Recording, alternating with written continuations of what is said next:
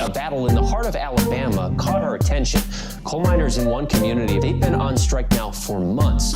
Working as long as 12 hours a day, 7 days a week, in some of the most dangerous conditions. I really think that the labor movement is the single greatest force for democracy in the history of the United States. The story of Alabama is a story of not just resilience, but of militancy. I say no contract, you say no code. No contract, no contract. If we ain't all free, ain't none of us free. You're listening to Alabama's only union talk radio show, The Valley Labor Report, with Adam Keller and Jacob Morrison. That's right, folks. From the mountains of Kentucky to the bayous of Louisiana, broadcasting online and on the radio from the heart of the Tennessee Valley, the Spice Radio Studios in Huntsville, Alabama. This is the Valley Labor Report. My name is Jacob Morrison, here with my co-host and fellow agitator, Adam Keller. Today, we talk to Robyn Hyden from Alabama Arise about their legislative priorities for 2025. We react to more anti-worker moves from the Alabama Attorney General, and we take another deeper look at Trump's pick for labor secretary. All that and more on today's program. If you want to be part of the show today, we've got a phone number and the line is open. That phone number is 844-899-TVLR. That is 844-899-8857. You can also leave us a voicemail throughout the week and we might respond to it on the next program. We've got a voicemail queued up that we're going to be taking a listen to in the second half of the program, so make sure you stay tuned for that. If you haven't gotten enough of us by the time that we wrap up here on the radio, or if you just want to see what we're up to throughout the week, you can find us anywhere you find anything online, in particular at our website, TVLR.fm, but we are also on YouTube, Facebook, and wherever you get your podcasts, all at The Valley Labor Report. Just a reminder, your support helps us stay on the air. Our largest single source of funding comes directly from our listeners, so if you want to become a sustaining donor to the program or make a one-time donation, you can go to tvlr.fm/donate or patreon.com/The Valley Labor Report. We have a bunch of cool merch for sale at tvlr.fm/store. We still have several of our logo dad caps available, as well as pre-orders for union-made matchbooks and a new t-shirt that says unionize, but it looks like the Supreme logo. Should be getting those in sometime in January, is my understanding. So, finally, if you're a member of a union, then think about getting your local to sponsor the show. You can reach out to us for more details on that. Hey y'all, let me add a disclaimer that any viewpoints or opinions expressed in this program belong solely to their author and do not necessarily represent any organization or sponsor.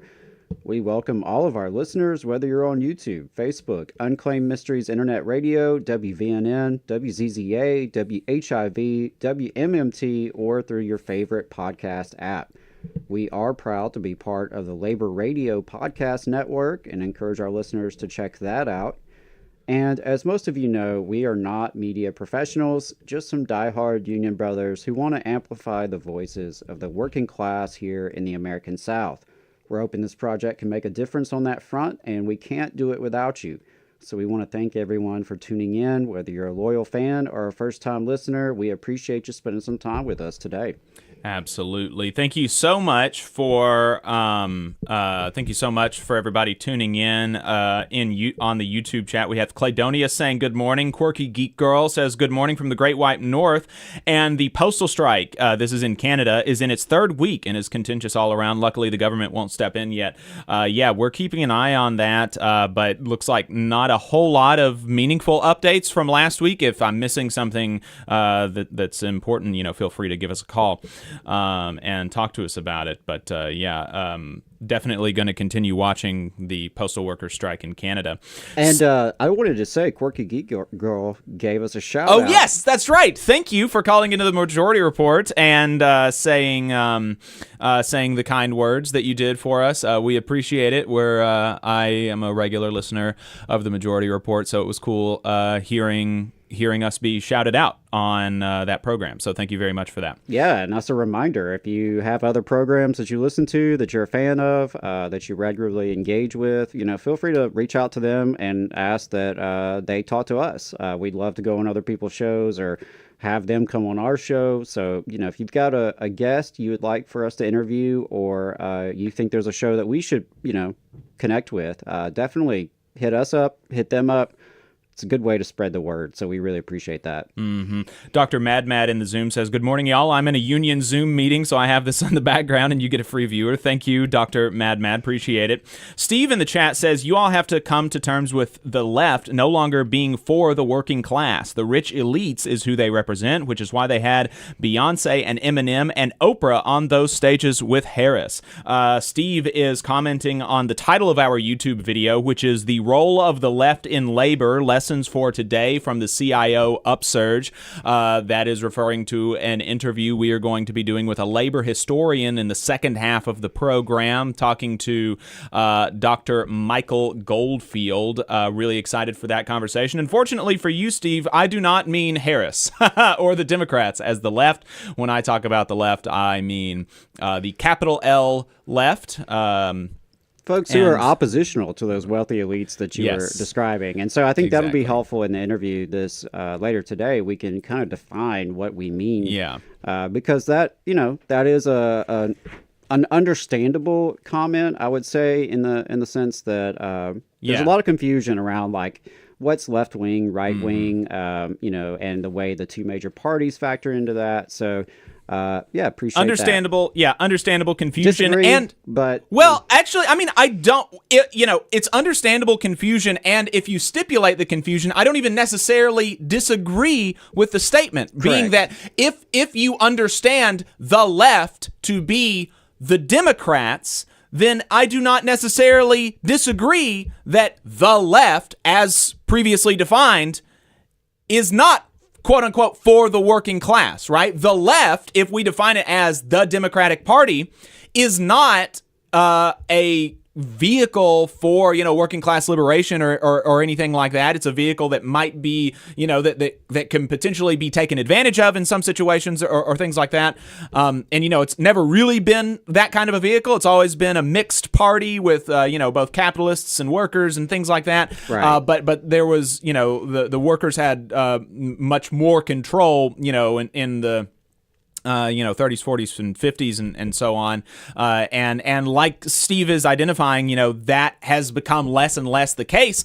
And there is something that is being identified there when you're talking about, the fact that Harris had during her campaign, billionaire spokespeople like Mark Cuban. Right? That is a problem if you are trying to create the impression that I am an oppositional force to the ruling elites. I am for working people against the bosses.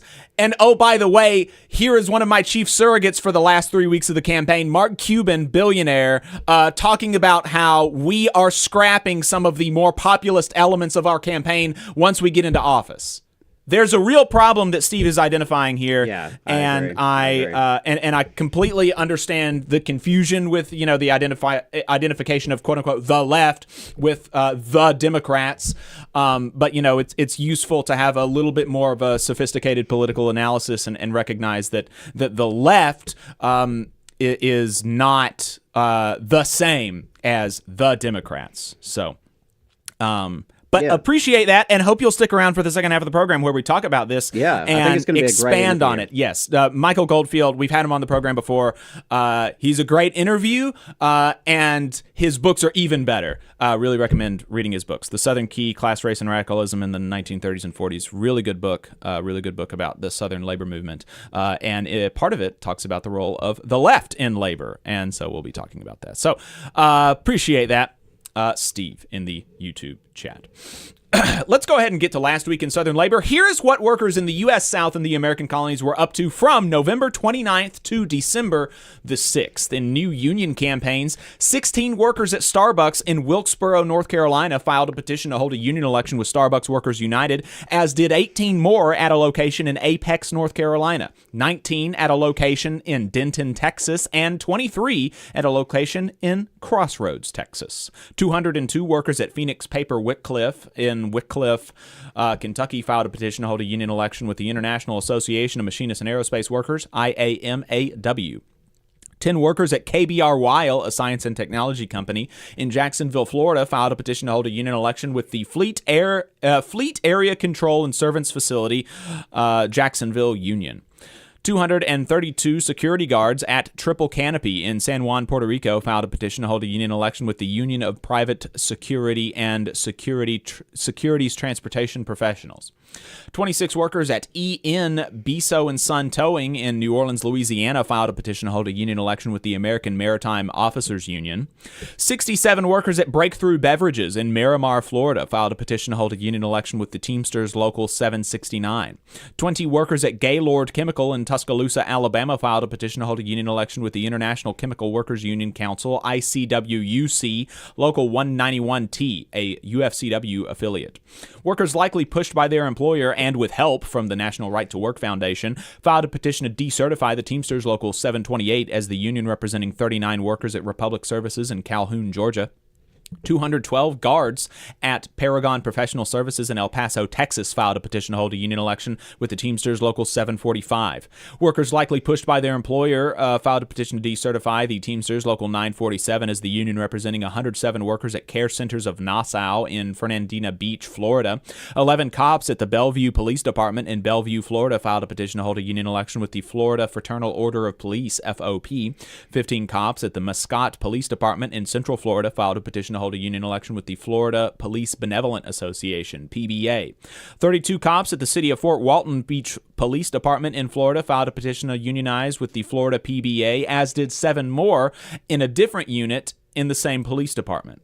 3 firefighters for the Winter Haven Fire Department in Florida filed a petition to unionize with the Winter Haven Firefighters, affiliated with the International Association of Firefighters, IAFF. 23 cops at the St. Lucie Sheriff's Office in Port St. Lucie, Florida, filed a petition to unionize with the Palm Beach County PBA. In election results, 18 workers at Starbucks in Benton, Arkansas voted 11-5 in favor of unionization with Starbucks Workers United, as did 18 more at a Springfield, Missouri location, voting 15-1 in favor.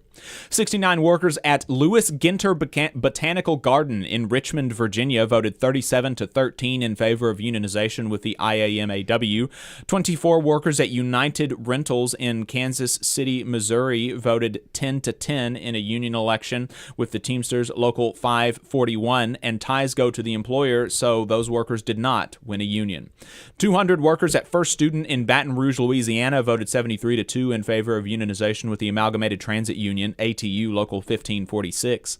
22 workers at Aquila Food Distribution in Mercedes, Texas, voted 8-14 against unionization with the UFCW Local 455. 6 firefighters at Orange County, Florida, had their petition to unionize with the Orange County Firefighters Association, IAFF Local 2057, dismissed by the Public Employees Relations Commission due to invalid signatures. 128 workers at Florida State University in Tallahassee, Florida, voted 97-0 in favor of recertifying the United Faculty of Florida, UFF, as their union. Workers at Florida Polytechnic University in Lakeland, Florida, voted 49-2 in favor of recertifying the university's UFF chapter as their union. 13 workers at the Broward Center for the Performing Arts in Fort Lauderdale, Florida, voted unanimously to recertify the International Alliance of Theatrical and Stage Employees, IATSE Local 500, as their union. 189 workers at Taylor County Public Schools in Florida voted 34-3 in favor of recertifying the Taylor County Non-Instructional Association as their union. 2 workers at the City of Neptune Beach, Florida, voted unanimously in favor of recertifying the Laborers International Union of North America, LIUNA Local 630, as their union. 124 workers at the City of Titusville, Florida, voted 49-3 in favor of recertifying LIUNA Local 630 as their union. 24 workers at the town of Orange Park, Florida voted 18-1 in favor of recertifying LIUNA Local 630 as their union. 9 workers at the city of Neptune Beach, Florida voted 6-1 in favor of recertifying LIUNA Local 630 as their union. 82 workers at the city of Rockledge, Florida voted 25-1 in favor of recertifying LIUNA Local 630 as their union.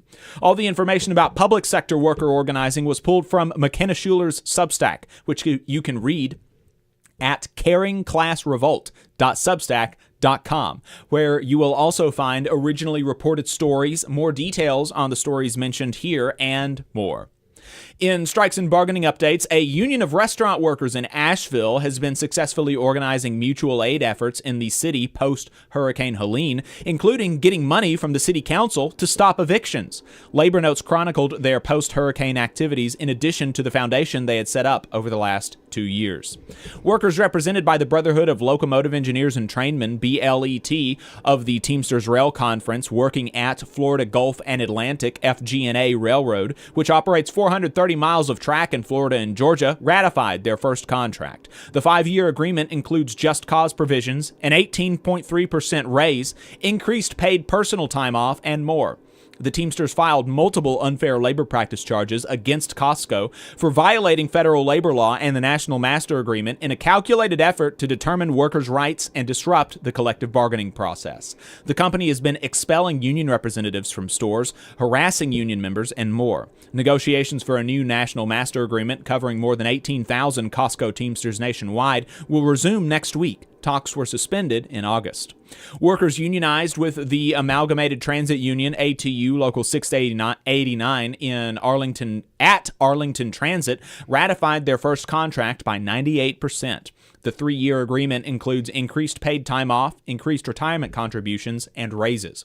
Before he left his post at the Social Security Commissioner, Martin O'Malley agreed to extend the contract of the American Federation of Government Employees, AFGE, protecting telework, among other things, until 2029. Trump folks are not happy with the deal. Boeing has announced layoffs of 158 people in Huntsville, Alabama, as part of its broader plan to cut 10% of its entire staff. It is unclear if the unionized bargaining unit in Huntsville is affected.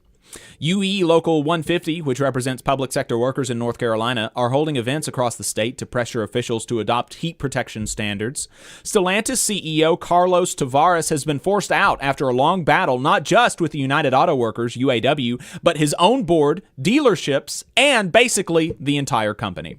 Sean Fain had this to say about his resignation. Tavares' resignation is a major step in the right direction for a company that has been mismanaged and a workforce that has been mistreated for too long. Tavares is leaving behind a mess of painful layoffs and overpriced vehicles sitting on dealership lots. For weeks, thousands of UAW members at Stellantis have been calling on the company to fire Tavares due to his reckless mismanagement of the company. We are pleased to see the company responding to pressure and correcting course. Last week, animation workers at Whiteboard Geeks rallied to demand that their employer negotiate in good faith for a fair collective bargaining agreement. The dozen workers represented by the Animation Guild, IATSE Local 839, and the Motion Picture Editors Guild, IATSE Local 700, demonstrated in Chesterfield, Virginia. One worker is quoted as saying, "The Whiteboard Geeks production staff stand united in our desire to have a workplace that not only provides fair wages, but also offers basic protections such as just cause for termination. Our employer, on the other hand, is offering 30 to 80% pay cuts and refuses to accept reasonable proposals around job security." In political and legislative updates, according to records uncovered by McKenna Schuler at the Orlando Weekly, the Florida Restaurant and Lodging Association, FRLA, last year pitched a bill to the Republican legislature to create a permit for some undocumented immigrants to be able to work in Florida after an anti-immigrant bill has had some, quote, unintended consequences, unquote, for business, according even to some Republican legislators who supported its passage. Unite Here, Local 737, which represents thousands of workers in the hospitality industry, said they would welcome such legislation. The FRLA has declined to say if they will push for this legislation again this year. The Biden Department of Labor released a proposed rule abolishing the sub-minimum wage for workers with disabilities, and NLRB General Counsel Abruzzo is trying to get the board to overturn precedent that says some disabled workers lack union rights because their relationship with their employer is, quote, primarily rehabilitative.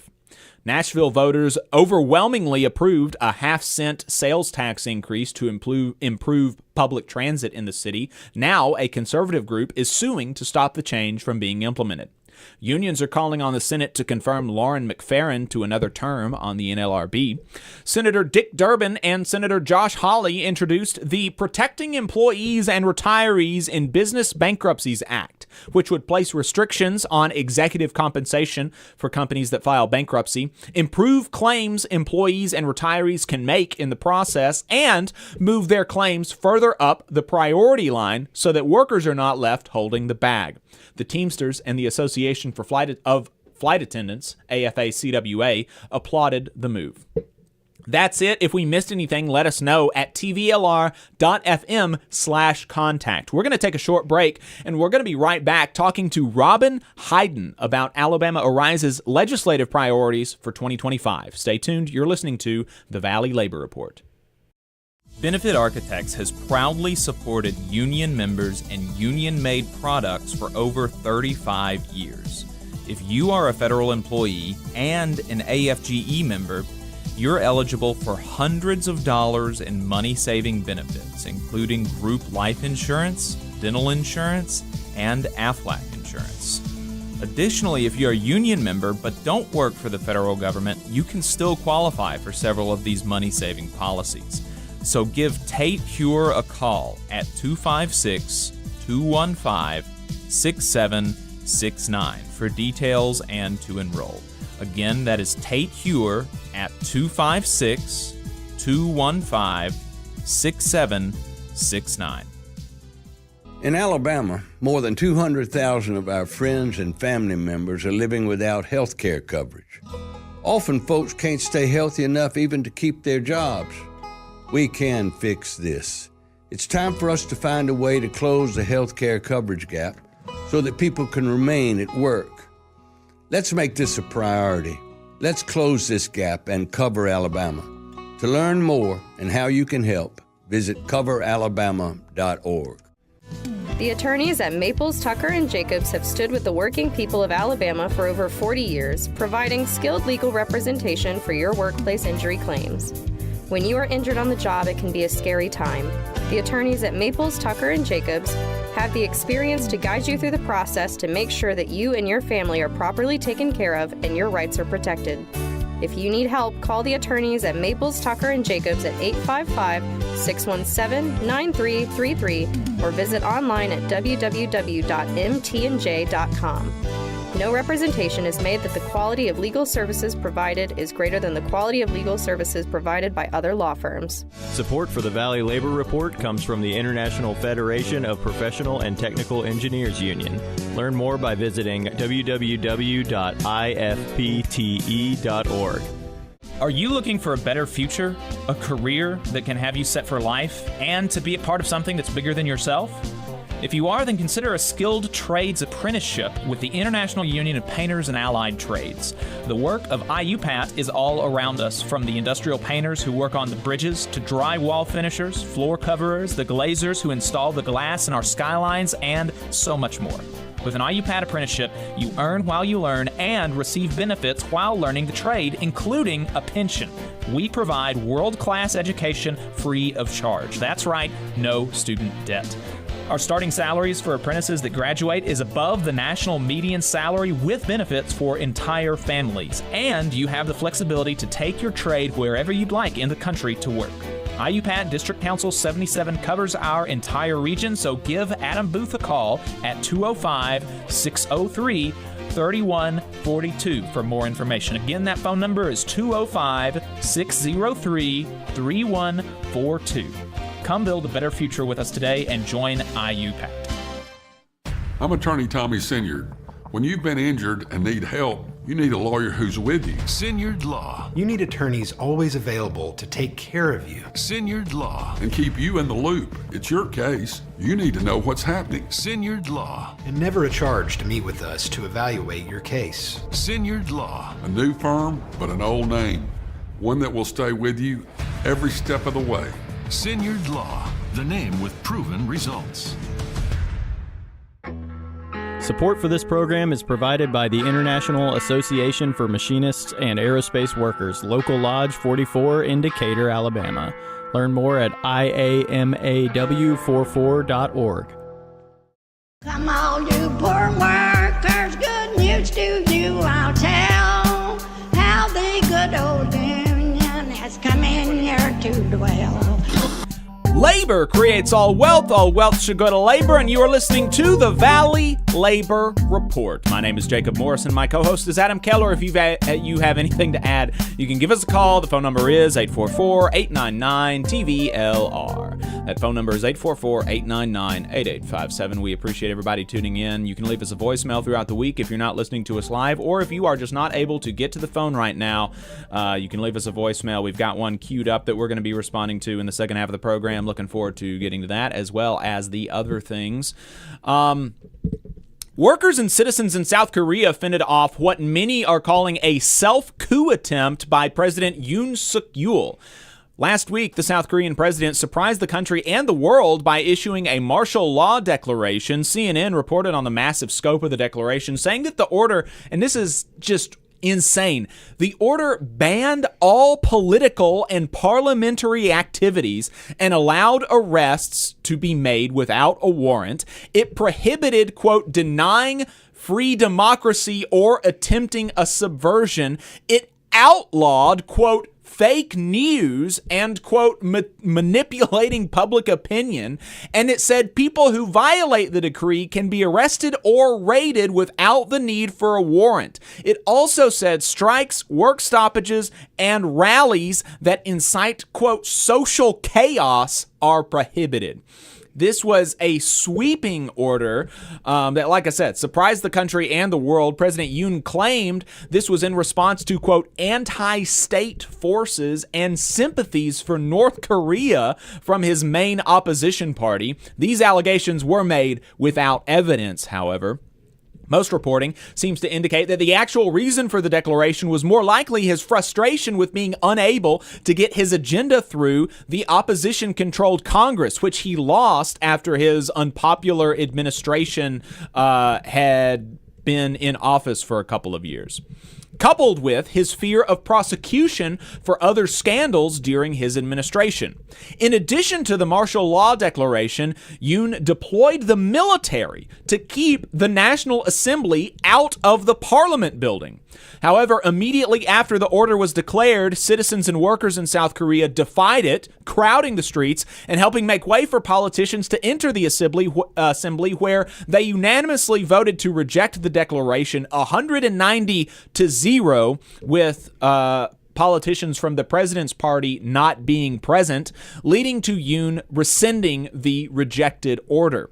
The largest labor federation in the country, the Korean Confederation of Trade Unions, called on its affiliates to strike, to conduct a general strike in protest and demanding that the president resign, with many of the unions abiding by that call, including the Metal Workers Union, who represents workers at Hyundai, as well as some other familiar names. American unions, including the United Auto Workers, issued statements of support for the Korean workers, saying, on behalf of the 1 million active and retired members of the International Union, United Automobile Workers of America, I am writing to express our solidarity with you and your ongoing struggle in defense of democracy. We support your call for President Yoon Suk-yeol's immediate resignation. We were shocked and dismayed by President Yoon's declaration of martial law.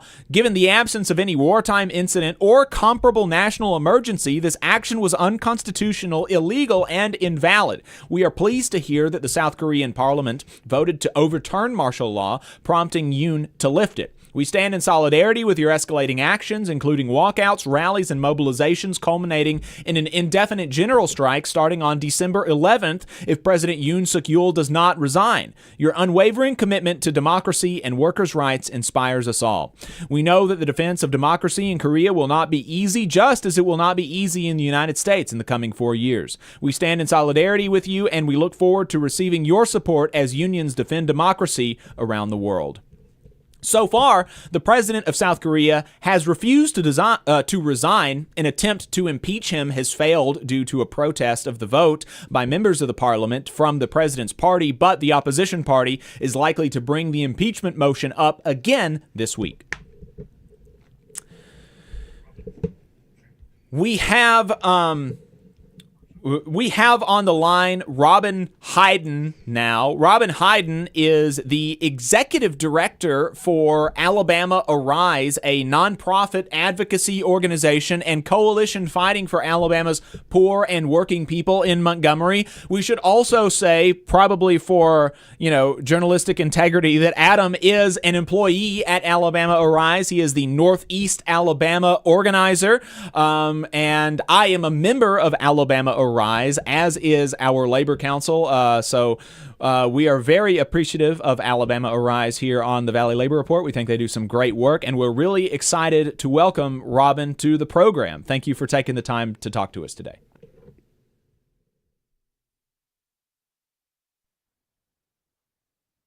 Can she hear us? Can you hear me? Yes, I can hear you now. Thank you for taking the time to talk to us today. I appreciate it. It's so good to be with you. Thanks for having me. And I'm so grateful to have you as an Arise member. As you know, Arise members set our legislative agenda. So we view ourselves as lobbyists for poor and working people here in Montgomery and across the state. So yeah, let's pick up from there. Explain to folks who maybe aren't familiar, remind us what and who is Alabama Arise. Sure. So Alabama Arise is a coalition of 150 plus member organizations and thousands of individuals. We're united in our belief that people in poverty and working class people are struggling because of decisions made in Montgomery. Alabama concentrates so much power and authority in our state legislature. And we believe the solution to that is having everyday working folks involved in setting state policy. So we go to you, our members, and folks across the state to say, what do you need to happen in your communities to shift power back to poor and working people to make life easier? We've been doing this now for over, I think, 38 years. And, one of the things I love about Arise is that we're not beholden to big business interest or corporate interest. We're beholden to regular people. So our members set our agenda, which includes, equitable taxes. We've worked to reduce the state grocery tax. We believe that too many low-income folks bear the burden of paying for state services through really high sales taxes. We work on things like adequate funding for education and human services, things like expanding Medicaid, funding for safety net programs like food stamps and unemployment insurance. And then we work on things like criminal justice reform. We shouldn't be paying for state services through fines and fees for people who can't afford them. We work on voting rights expansion and maternal and infant health. So we have a broad agenda, but the bottom line is that we think state policy is better when everyday people are involved in setting the agenda. Right.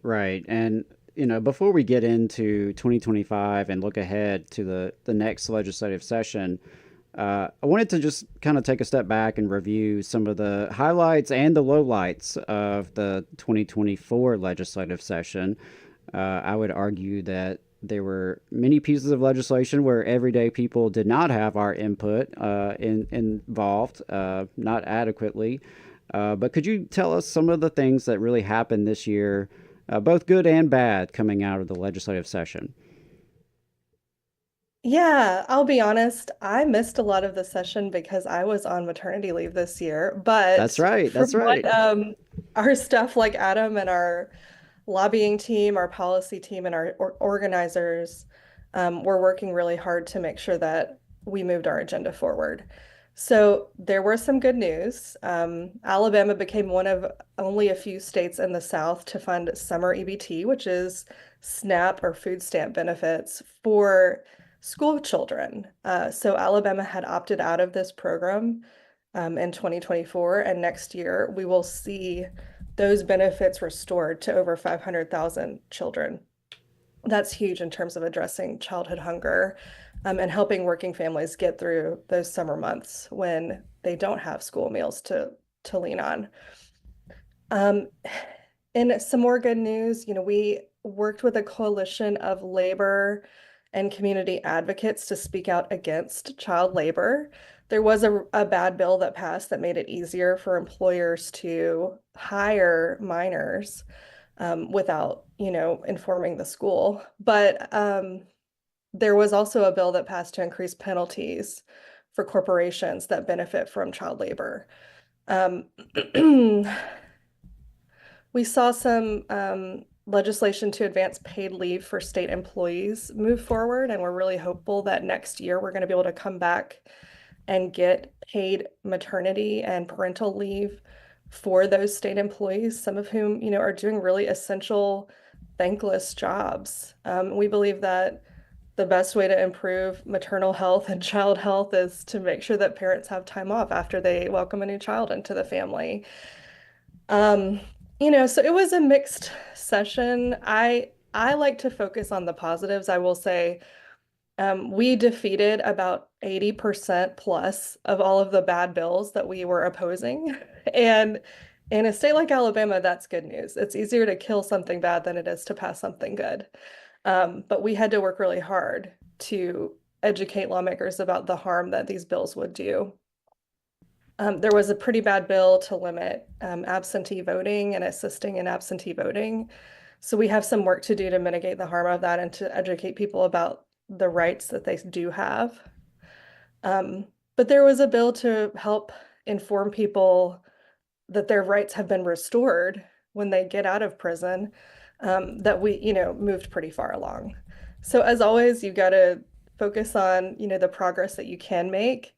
In a state like Alabama, sometimes it can take 4 to 5 years to really move good policy.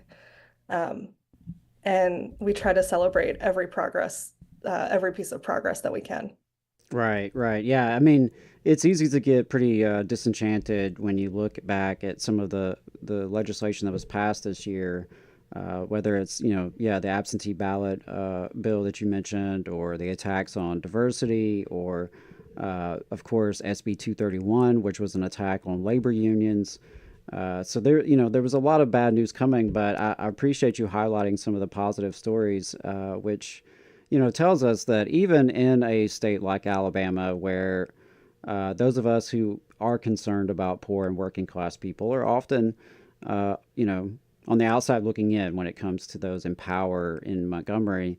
But even in those dynamics, with enough pressure from everyday people, we are able to make some progress, right? Whether it's defeating bad bills or pushing good ones. And I think the fact that 500,000 children will have more food to eat this summer, that is a big deal. It shouldn't have been that hard. We shouldn't have to fight that hard to feed hungry children in this state. But the fact is, we were able to help push through that. And that's really, a big victory. So we're hoping to look ahead to that. And you mentioned the 2025 agenda already a little bit, but could you just remind us, where does that come from? Talk to us a little bit about the annual meeting and kind of that process. How is the agenda formulated? Yeah, so my favorite thing about Alabama Arise is that we don't have a panel of experts who sit in a room and just come up with policy. We actually think that experts are everyday people in our membership and in communities. So every summer we go out, our organizers like you do listening sessions with our community partners, and those listening sessions are just conversations. They're popular education conversations where we say, what are you seeing? What are you hearing? What is working or not working in your efforts to make your community better. And out of those listening sessions, groups will propose policy solutions that they want us to work on. So we have an issue proposal process where if you become a member group of Arise, you can propose a piece of legislation that you would like to see us endorse and add to our agenda. And when we endorse that, that means you get the support not just of your local group, but you have thousands of people across the state working to support this bill with you. And we have a full-time lobbyist, we have, policy analysts, we have comm staff, all of whom we're going to be working to advance legislation. So when a member group proposes legislation, they bring it to our annual meeting, which happens every September. And anyone who's a member of Arise can attend that meeting, hear out what the proposals are, and then vote to rank them on our agenda and essentially say, hey, how should we prioritize our work? We're never going to be able to advance on all fronts. We're never going to be able to move every policy that we would like to see every year, but our members help us prioritize what they think is most urgent and critical. So for years now, our members have said, number one, we want you to expand Medicaid, and we have put a lot of time and energy into pushing a coalition called Cover Alabama, pulling together to, bring any allies in we can to advocate for that policy. Our members are the ones who said, we want you to focus on untaxing groceries. That was not some national group that came in and said this should be the policy solution. And it was our members who said, we really think voting rights are a critical piece of power. You can't address poverty without addressing power. Power is, determines everything.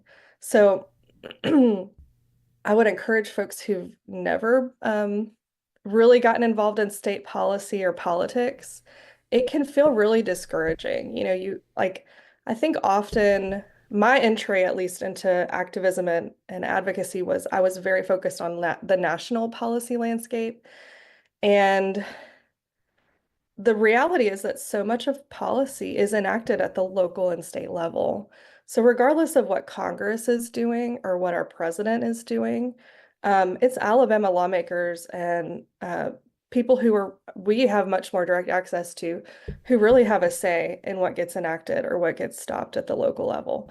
I first got involved at Arise as a young, AmeriCorps Vista, and I was working for these nonprofits that were, doing direct services in the Birmingham area. And what I found at Arise was I, as a regular person who didn't know anything about state politics or the legislature, could come in, get an overview of what was happening, and really figure out how I could make a difference. We're not partisan. So, it's not, obviously elections matter, and we all have to participate in making our electoral system better and more reflective of our communities. But we come in and say, okay, now these are the people representing us. How are we going to hold them accountable? One thing that's fascinating about doing this work in Alabama too is a tactic that the right has used very successfully in defunding government is that our government, our legislature, has almost no staff. When you go lobby in Montgomery, you might be surprised to find you have direct access to your legislator. You call them up and they're the one answering their own phone, because our House members don't have staff. Our senators have one staff member. And so they are relying on lobbyists and everyday citizens to educate them. They're reviewing thousands and thousands of bills every year. And that actually gives you more power than you would think that you have to influence the process, believe it or not. So we take advantage of that. We say, if they don't have staff, we will be the ones to go in and educate them about these issues.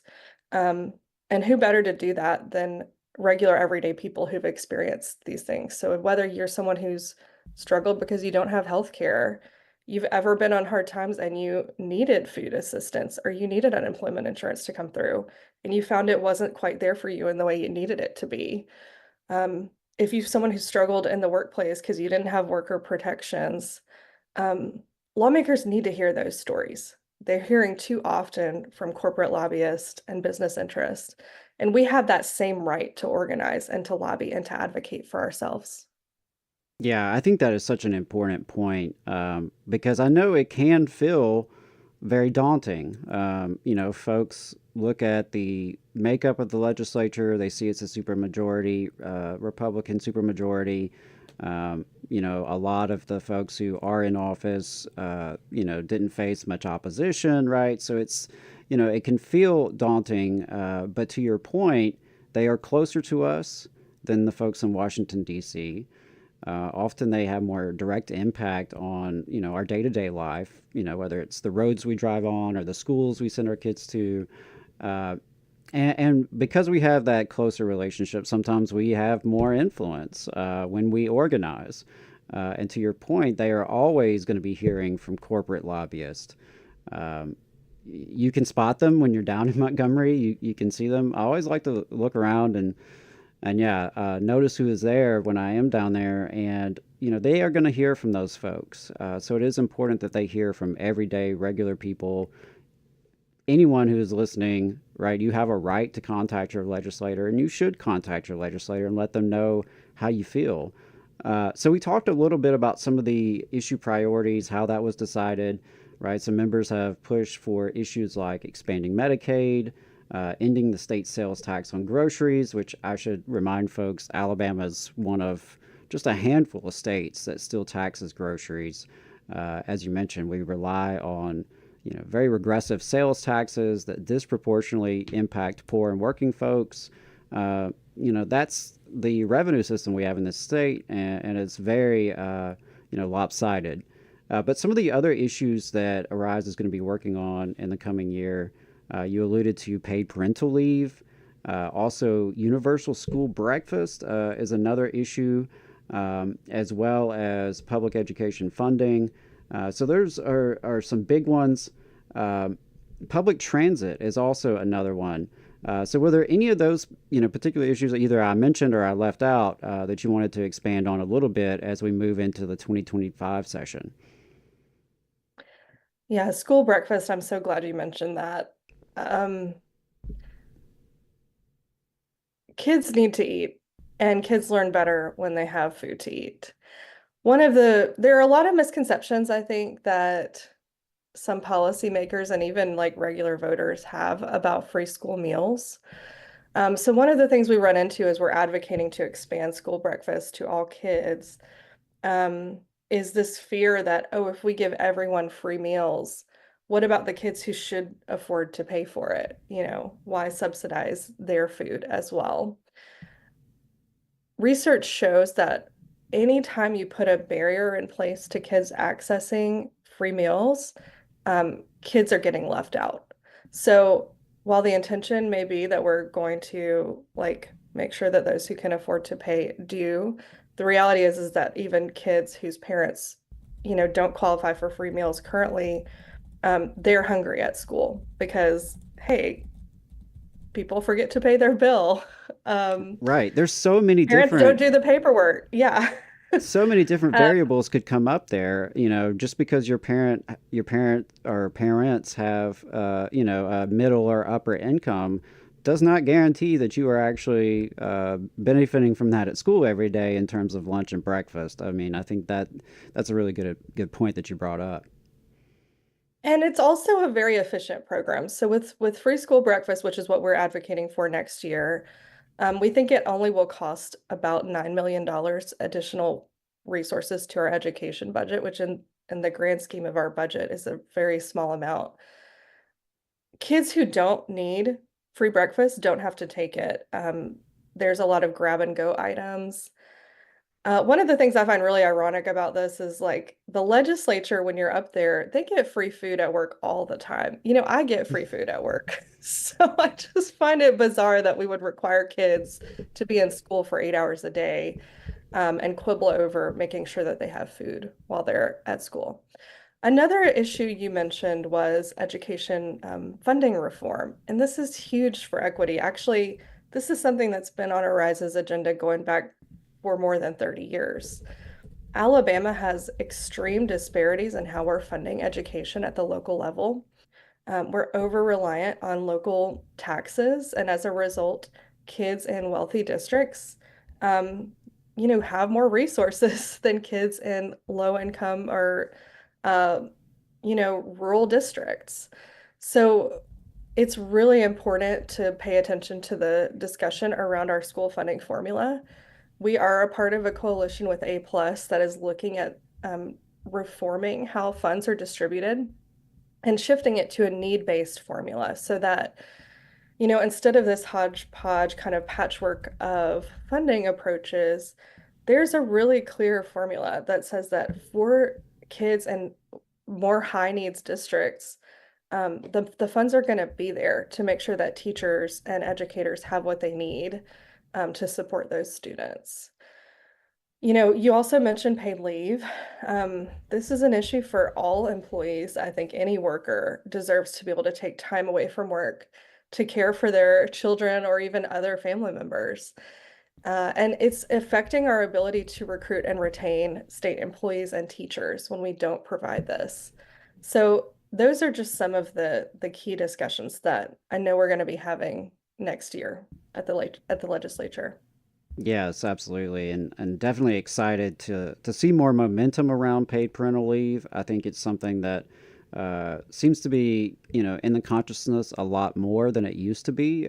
When I first started in public education, over a decade ago, I was shocked that teachers did not get that as a benefit. It just seemed like something you would assume is in place. That if anyone would recognize it, it would be schools, right? Schools should know how important that is to the development of a child. But so I appreciate that. And that kind of leads me into my next question because, paid parental leave is an issue that any, union folks will be familiar with. It's an issue that working people advocate around. And, the mission of Alabama Arise is centered around better public policy for those marginalized by poverty. How does worker power intersect with this mission and the overall agenda? And maybe you can talk a little bit more about, what is worker power? What are we talking about there? Yeah, I appreciate this question a lot. When I started as a community organizer and I'd be out in community talking to folks about policy, I think there was this perception that the only solutions that progressives have on poverty are all government solutions, that it's all, we need the government, single payer healthcare, for example, or more safety net programs, subsidies for childcare, things like this. And those are important solutions to build a strong economy because the reality is that when those services are based on profit-driven industries, poor and working people always suffer and are always exploited. But that's only one part of the solution. And I think it's really critical that we also talk about the dignity of work and the importance of people having dignified work that pays fairly and recognizes the value of their labor, and that they have support whether they work inside the home or outside the home for other employers. So going back to the founding of Arise, one of the very first issues on our agenda was about helping people start employee ownership cooperatives. That has always had to be a key part of the solution to building stronger communities.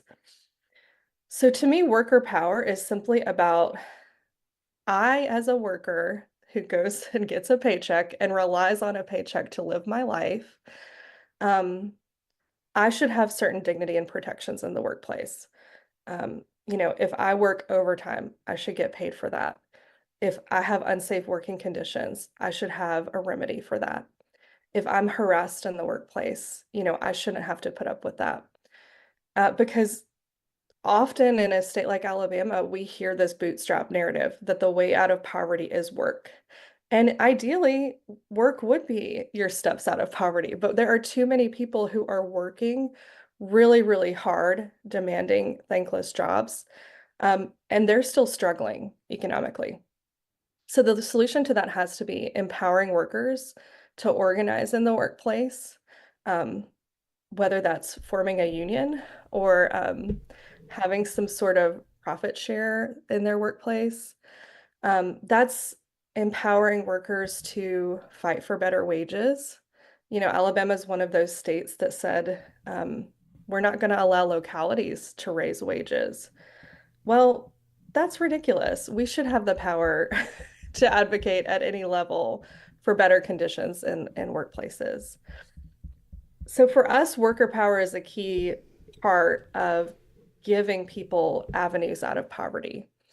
And it's not that all businesses or companies are bad. There are just some bad actors who need regulation, and that's where government comes in and says, okay, we're not going to let you exploit people. We're not going to let you pay people less than a fair wage. And we're not going to let you get away with abusing people or communities in the way that, unfortunately, Alabama has relied on historically to recruit industry. So I'm excited about efforts we've made to support the labor movement, especially in the last couple of years. It's really encouraging to see auto workers standing up at the Mercedes plant and other places and saying, we deserve the same type of union protection that workers in other parts of the country have, that workers in the Mercedes plants in Germany have. And it takes a lot of bravery and courage for workers to be able to stand up. So we want to be out in communities with our members, with our churches, with our nonprofits, and saying, yeah, we think this is a good thing for communities. Too often the narrative and the business council narrative has been that, unions are somehow bad for the economy. We know that's not true. The evidence, the data proves that when workers have labor protections and when they are part of unions, their pay improves, companies do well, safety improves, and it doesn't have to be an either or. It can be a both and. Workers can succeed and, industry can succeed as well. Right. I mean, I think you can look at the UAW as a good example. Ford and General Motors, they're doing quite well for themselves, right? But we know that an auto worker at Ford is going to be paid more than an auto worker at Hyundai, more than likely. Or even if Hyundai catches up with the pay, right? The treatment is going to be different. The safety is going to be different. The respect and dignity on the job is different. So all of those are really, really important. And I appreciate you mentioning employee cooperatives. I think that is another under-discussed route to improving conditions for working people. Obviously on this show, we are union partisans, and so our answer to most problems is to unionize. But we do think that worker cooperatives are a really, interesting and important way to keep wealth in our communities, the wealth that we are creating as regular working folks, to make sure that that's staying locally, staying in our communities. And to your point there, when workers organize and when they get a pay raise, when they get better benefits, when they have better health care, that uplifts the entire community from the bottom up, because those workers are going to,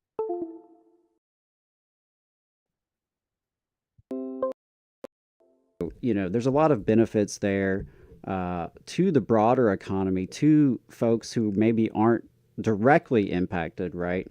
And on that note, and you mentioned this already a little bit, Arise has grown its coalition with organized labor in the last year or two in particular, both with new group members, new individual members. Could you just talk a little bit more about that, that effort to build these coalitions? And what's your message to union leaders and union members out there who are wondering, how is this relevant to them? Why should they pay attention to Alabama Arise?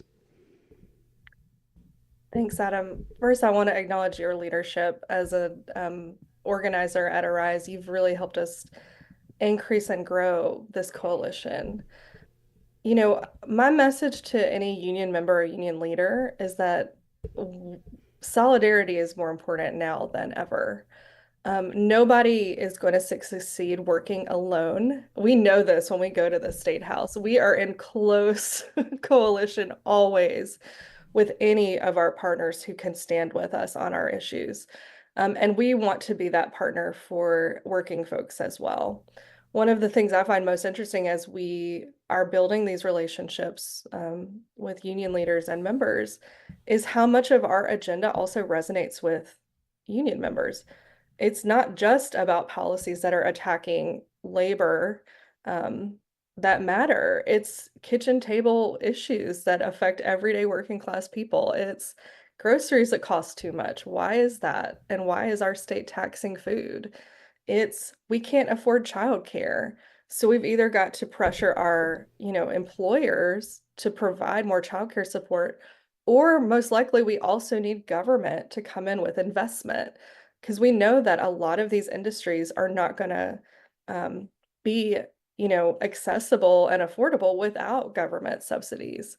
And in fact, a lot of, industries do benefit from subsidies. So why not subsidize things that help workers as well?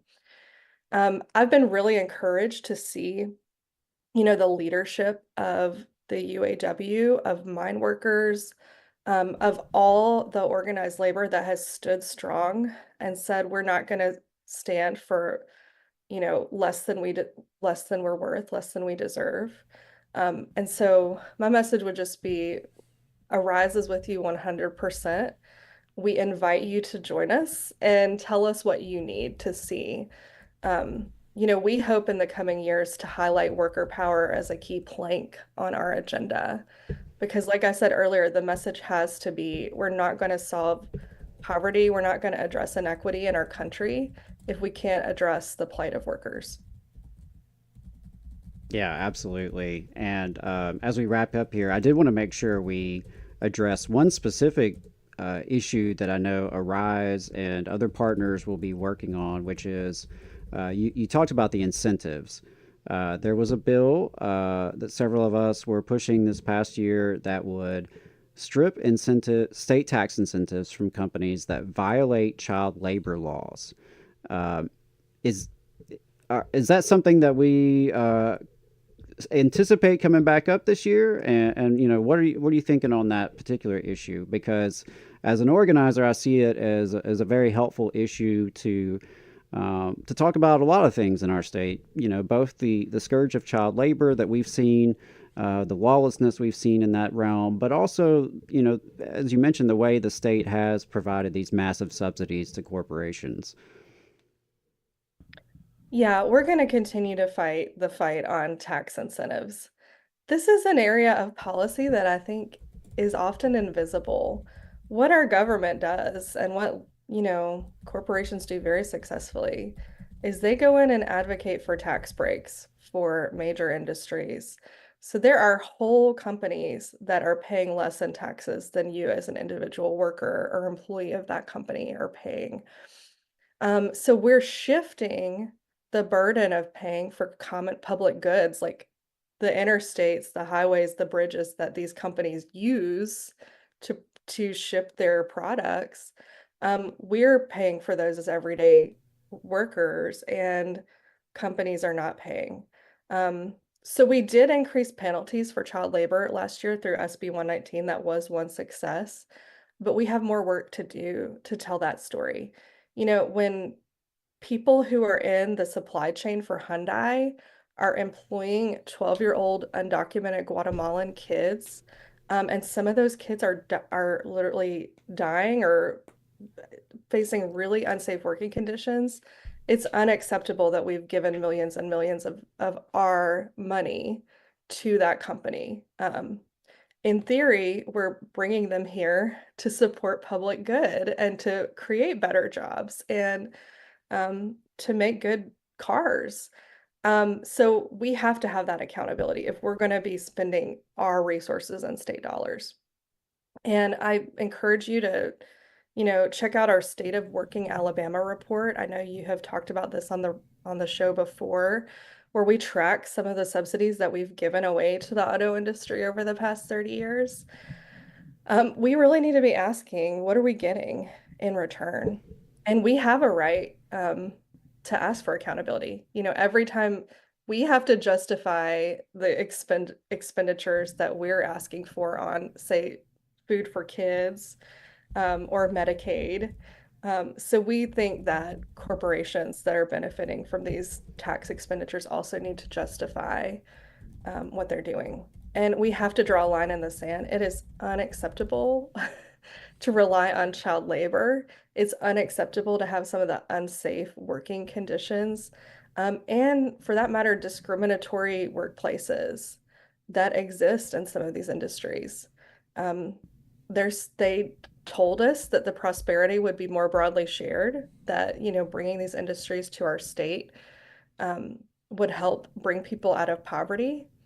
And at its best, that's what good workplaces can do. They can help folks, have access to opportunity and a better life for themselves and their kids. So we just want to hold them accountable to what they said was going to happen when we gave our tax dollars to these companies. Was there anything else, Robyn, as we wrap up, that you wanted to leave folks with? And of course, share where and how folks can get involved. Sure. So I would invite you to join Alabama Arise if you are in Alabama and you're not already a member. Just visit us online at alarise.org, or reach out to one of our organizers like Adam, who's in your local community. We're happy to come out and educate folks on what's coming up at the legislature and how you can engage locally.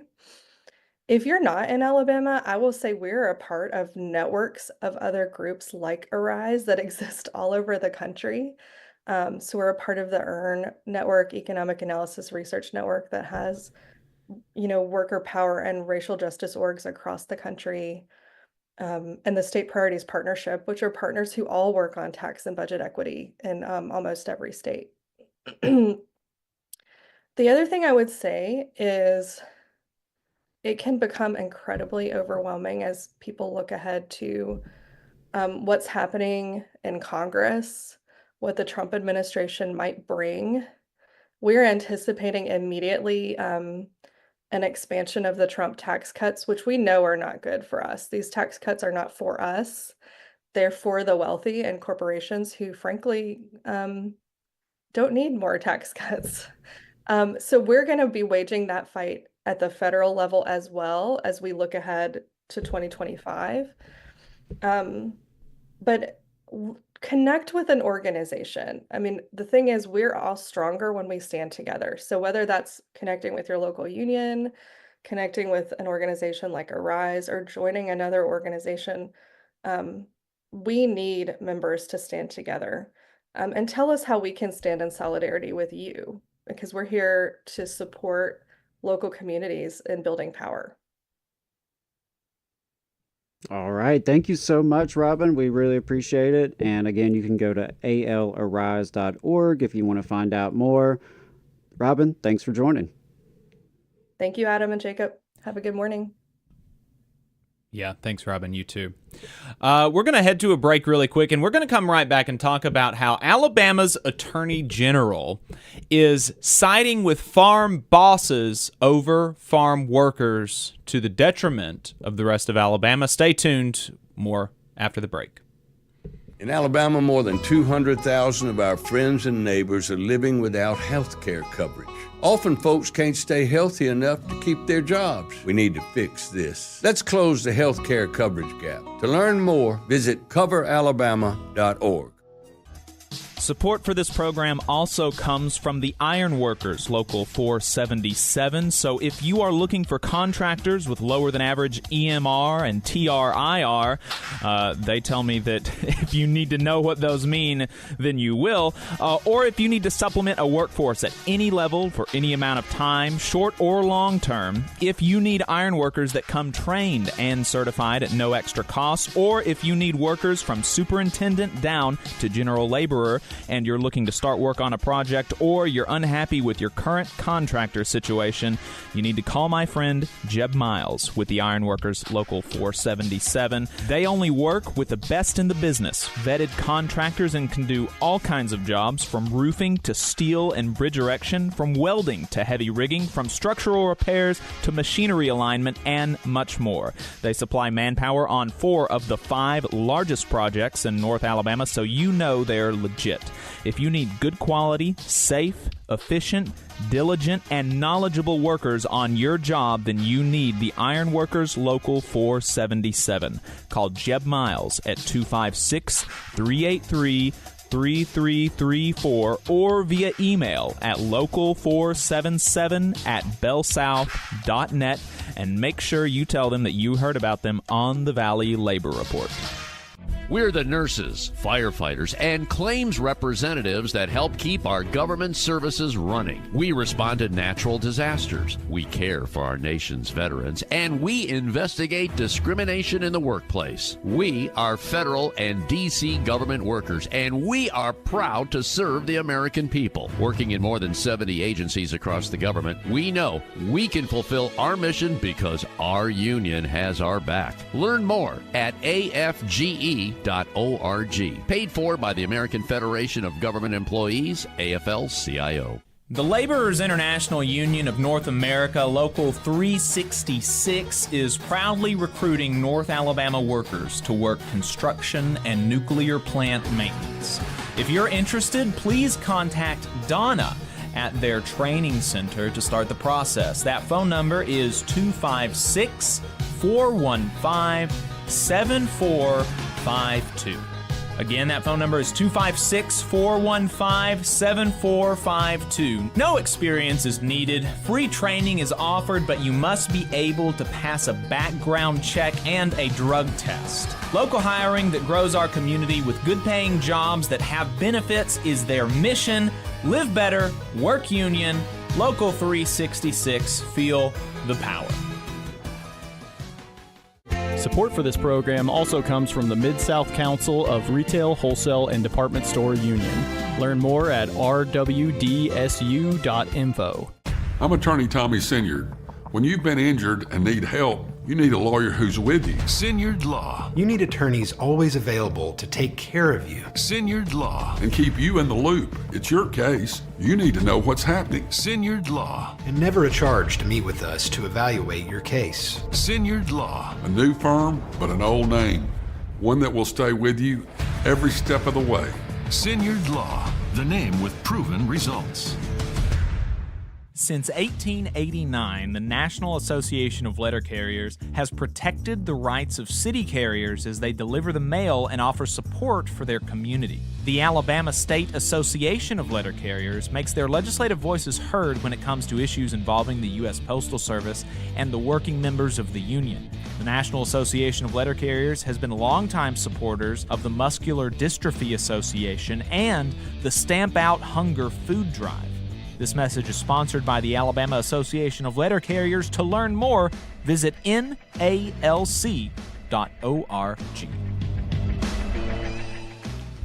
Come on, you poor workers, good news to you I'll tell. How the good old union has come in here to dwell. The largest union talk radio program in the South. This is the Valley Labor Report. My name is Jacob Morrison. My co-host is Adam Keller. The phone number is 844-899-TVLR. If you have anything to add, that is 844-899-8857. Adam, what are our plugs for this week? All right, we've got a few things I wanted to make sure shared with folks. The first one is, of course, Labor Notes does have some great trainings coming up over the next couple of weeks, or next week in particular. You can go to labornotes.org/events to find out more there. What they've got is What to Do When Your Union Breaks Your Heart. That's going to be on December 10th. 6:30 p.m. Central. And of course, you know, as I mentioned before, I'm sure there's letter carriers. There could be other folks who are interested in that workshop. And, you know, if you've ever encountered difficulty in your local, or maybe, at the, the broader national level, and you're kind of wrestling with those emotions, wrestling with what to do, don't just drop your membership. Go to this workshop. I really recommend it. What to Do When Your Union Breaks Your Heart. That's going to be Tuesday, December 10th. On Thursday, December 12th, they have a stewards workshop, Thinking Like an Organizer. So this is particularly for stewards and elected officers who work closely with stewards, but I do recommend that as well if you're one of those people. And I also want to highlight that on January 6th, Labor Notes is going to have a national call, union solidarity with immigrant workers. As the Trump administration cracks down on undocumented workers, that persecution threatens the power and solidarity of all of us in the labor movement, from farm workers to food processing, to janitors, to taxi drivers, to building trades, to everyone else whose labor makes society run. We draw strength from the recognition that an injury to one is an injury to all. Join rank-and-file union members at the Labor Notes National Call on Building Solidarity to support immigrant workers on January 6th at 7 o'clock Central. Next week, hear more in Alabama and locally on Tuesday night, December 10th, the North Alabama Area Labor Council will hold its regular business meeting at 6 o'clock. I encourage you to follow the North Alabama Area Labor Council on Facebook. We also have Action Network Communications, so if you haven't signed up for that, please do so and stay in the loop. And look forward to the meeting this week and getting together with some of our other delegates and union folks. It's always a good time. Also this week, Alabama Arise, I'm working with through them for a North Alabama virtual legislative preview and strategy session. That's going to be Thursday night on the 12th at 6 o'clock on Zoom. You can register online. Just going to take a few minutes to kind of set the stage of what we're dealing with in 2025. What are some of the key issues? Some of what we talked about with Robyn this morning. And also explain more of the legislative contact teams that I'm working on. So I'm trying to recruit diverse groups of constituents across North Alabama who are willing to talk to their legislator, keep pressure on their legislator, try to develop a relationship if possible. We are mapping out our legislative districts and would really love to have folks who are involved with that. So if you're interested in meeting with a state representative or state senator, if you're interested in at least, making a few phone calls, some emails throughout the session, if you're willing to keep us up to date on that and work with us to advance pro-worker issues at the legislative level, definitely do let us know. So if you're interested in that, check out the meeting Thursday night, 6 o'clock on Zoom. And those were the main plugs I have. Of course, just make sure you're following us at TVLR.fm. And if you're not already signed up for our email newsletter, you can do that as well. All right. So folks know that there are a lot of immigrant workers in the United States. And contrary to popular belief, a lot of them, most of them are not undocumented. Most of them actually have documentation. One of the methods of documentation for immigrant workers is the H-2A visa program. The H-2A visa program allows employers to sponsor migrant workers to come to the United States for seasonal work and perform jobs that ostensibly simply cannot be done because there are not enough workers. There are not enough American workers. Like the whole premise of the H-2A visa program is that there are simply not enough bodies in the United States to do this work, and so we have to go and get migrants to come and do this work instead. It is not supposed to be an opportunity for these employers to undercut American wages and working conditions. It is not supposed to be a bargaining mechanism for employers to make the labor market worse for American workers. It is supposed to be just that there's literally not the bodies here, and we have to have more people. That's what it's supposed to be. But obviously, this system is ripe for abuse because, unlike other mechanisms of immigration, the H-2A visa program is completely dependent on the employer. If the employer decides they no longer want to sponsor this worker, then the worker gets sent back. It's not a work visa where they can change their employer, and it's not a green card where they don't have to have a job necessarily. It is, you are tied directly to a single employer. So obviously there is a lot of room for abuse in that. And the Congress has given the executive branch the ability to regulate this H-2A visa program, and that is what the Biden administration did over the summer in response to an onslaught of abuse of this program. And I want to read some of these cases from you. This one comes out of Georgia. It is a human trafficking scheme that is estimated to have spanned at least 3 years, taking place within the southern, middle, and northern districts of Georgia. This is coming from a press release from the Department of Justice. The Middle District of Florida, the Southern District of Texas, and Mexico, Guatemala, Honduras, and elsewhere. The conspirators required... The conspirators required the workers to pay unlawful fees for transportation, food, and housing while illegally withholding their travel and identification documents, and subjected workers to perform physically demanding work for little or no pay, housing them in crowded, unsanitary, and degrading living conditions, and threatening them with deportation and violence.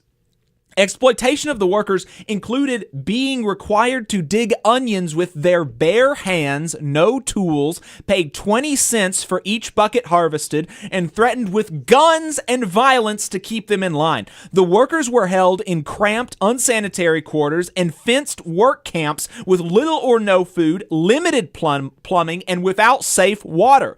The conspirators are accused of raping, kidnapping, and threatening or attempting to kill some of the workers or their families, and in many cases sold or traded the workers to other conspirators. At least 2 of the workers died as a result of workplace conditions. In the Southern District of Georgia, these activities were alleged to have taken place in the counties of Atkinson, Bacon, Coffee, Tattnall, Toombs, and Ware, as farmers paid the conspirators to provide contract laborers. The conspirators are alleged to have reaped more than $200 million from the illegal scheme, laundering the funds through cash purchases of land, homes, vehicles, and businesses, through cash purchases of cashier's checks, and by funneling millions of dollars through a casino. Then, as the continuing investigation into the conspiracy moved into late 2019, the indictment alleges that 3 of the conspirators attempted to intimidate and persuade a witness to lie to a federal grand jury and deny any knowledge of the illegal activities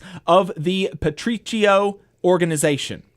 That's only one of these schemes. The United Farm Workers Union has like half a dozen of these in a list about this proposed rule that came out in the summer. So here's a quicker synopsis of some of those. In Washington, male workers on H-2A visas were illegally used to displace a predominantly female local workforce, resulting in a gender discrimination lawsuit by the Washington Attorney General's office. In Utah, the former president of the Utah Farm Bureau is now subject to a human trafficking investigation after physically assaulting H-2A workers on his farm. In New York, where H-2A workers from Mexico and Jamaica have been threatened with losing their work visas by employers amidst ongoing UFW unionization campaigns, growers are attempting to exclude H-2A workers from unionization rights. In Idaho, where recent reporting uncovered systemic abuse of sheep herders working under H-2A visas, as well as the complicity of the state labor department officials in looking the other way. In California,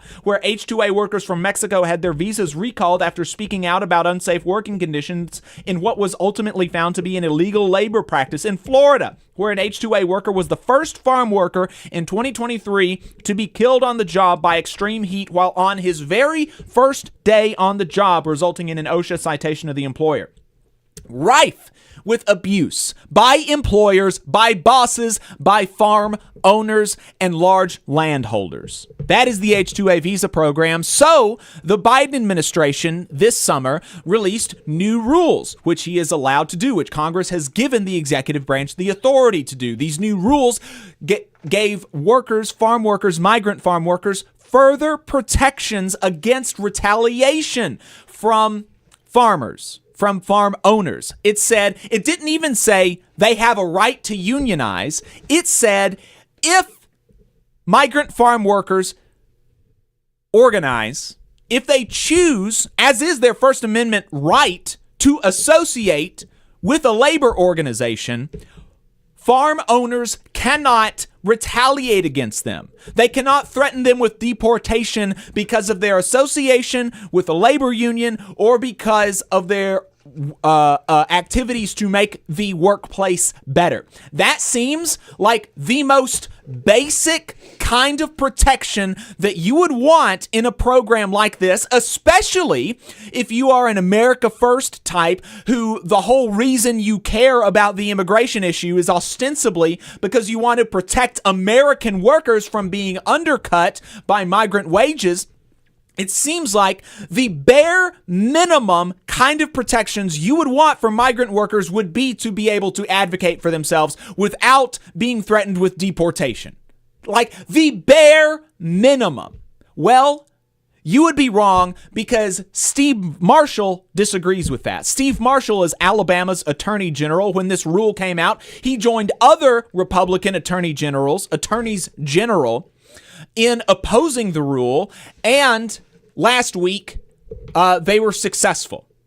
They were successful in September. Attorney General Marshall was joined by attorneys general from Kentucky, Ohio, and West Virginia to support farmers and oppose the U.S. Department of Labor's rule imposing unlawful, quote-unquote, unlawful labor burdens on farmers participating in the temporary agriculture worker program known as the H-2A visa program. And the U.S. District Court for the Eastern District of Kentucky decided against the Biden administration in favor of these Republican attorneys general who opposed this rule. And so now we are back in a situation where it is totally lawful for employers to retaliate against migrant workers who are trying to organize for better wages and working conditions. Under what condition does that help Alabama workers? Under what conditions, how does that help Alabamians? The only Alabamians that it helps are the owners of large pieces of land, are farm owners, not farm workers, farm owners. And so that's why whenever I hear these complaints about immigration and whenever I hear it being cloaked in, I just want to make sure that American workers are protected, I am skeptical. Because when we try to extend the most meager kinds of protections to immigrants in this country, the very same people oppose it on behalf of the bosses.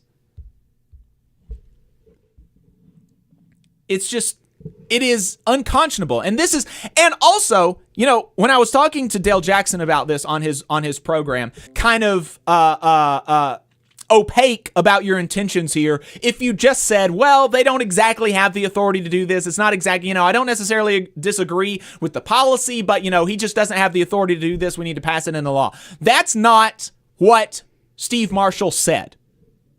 In his press release about this, he said, quote, the Biden-Harris administration's failed attempts to force collective bargaining on Alabama farmers, not what it was doing, is yet another example of why Americans voted them out. Even on their way out the door, this administration continues to wreak havoc by extending the most basic level of protections to immigrants. Wreak havoc on American industry. We will keep fighting them until the moving vans arrive at the White House. They said that an 1819 News said that this regulation puts foreign farm hands above Alabama farmers. Putting foreign farm hands above Alabama farmers. And again, these are the people that are supposed to be fighting for you. How does it help you to exploit migrant workers in your country? Why would you not want a universal minimum standard of labor protections for all workers in this country? It's just so freaking gross. And that's why I have so little patience for this kind of stuff. Yeah, and it's something to me is I hear these politicians constantly talk about how much they love farmers. But I think as this really points out, they love farm owners. Right. not farm workers, right? And I'm sure they want you to think about grandmama's little farm down in the county, but that's not who we're talking about here. We're talking about very big businesses, very wealthy interest, and it's a shame, yeah, because like you said, these are very minimal protections. This is not a rule that forced unionization right on these farms. Would have been cool if it did. Yeah, I would have been okay with that because guess what? It would have actually uplifted everyone around them because I think workers deserve power and dignity. Right. Yeah, it's just so frustrating. It's so gross. It is so unbelievable. But, that's where we are. So hopefully people start seeing through this. Steve Marshall is, he's really putting out a lot about this, but I haven't heard him talking much about the child labor happening in Alabama. No, actually, yeah. The child labor stuff happened, it's been over a year now, and he hasn't said a single thing about it. Not a single thing about it. We're going to the second half of the show, folks. If you're not going to stay with us online, then appreciate you tuning in. We'll see you next week. All right, folks, we're off of the radio now. Yeah, it's just so frustrating. I can't, that's a good point. There's this huge child labor stuff going on about a year and a half ago, and Steve Marshall did not put out one press release about it. Not one. About protecting children in Alabama from working in manufacturing facilities that got OSHA violations for crush and amputation hazards. Right. I mean, really a sick individual. We're going to take a break. We got a lot great overtime lined up for you. Going to be talking about the role of the left in labor and more. The phone number is 844-899-TVLR if you want to call in, 844-899-8857. We'll take calls at the top of the second half of the show. Thanks for tuning in. Going to take a break. Be right back.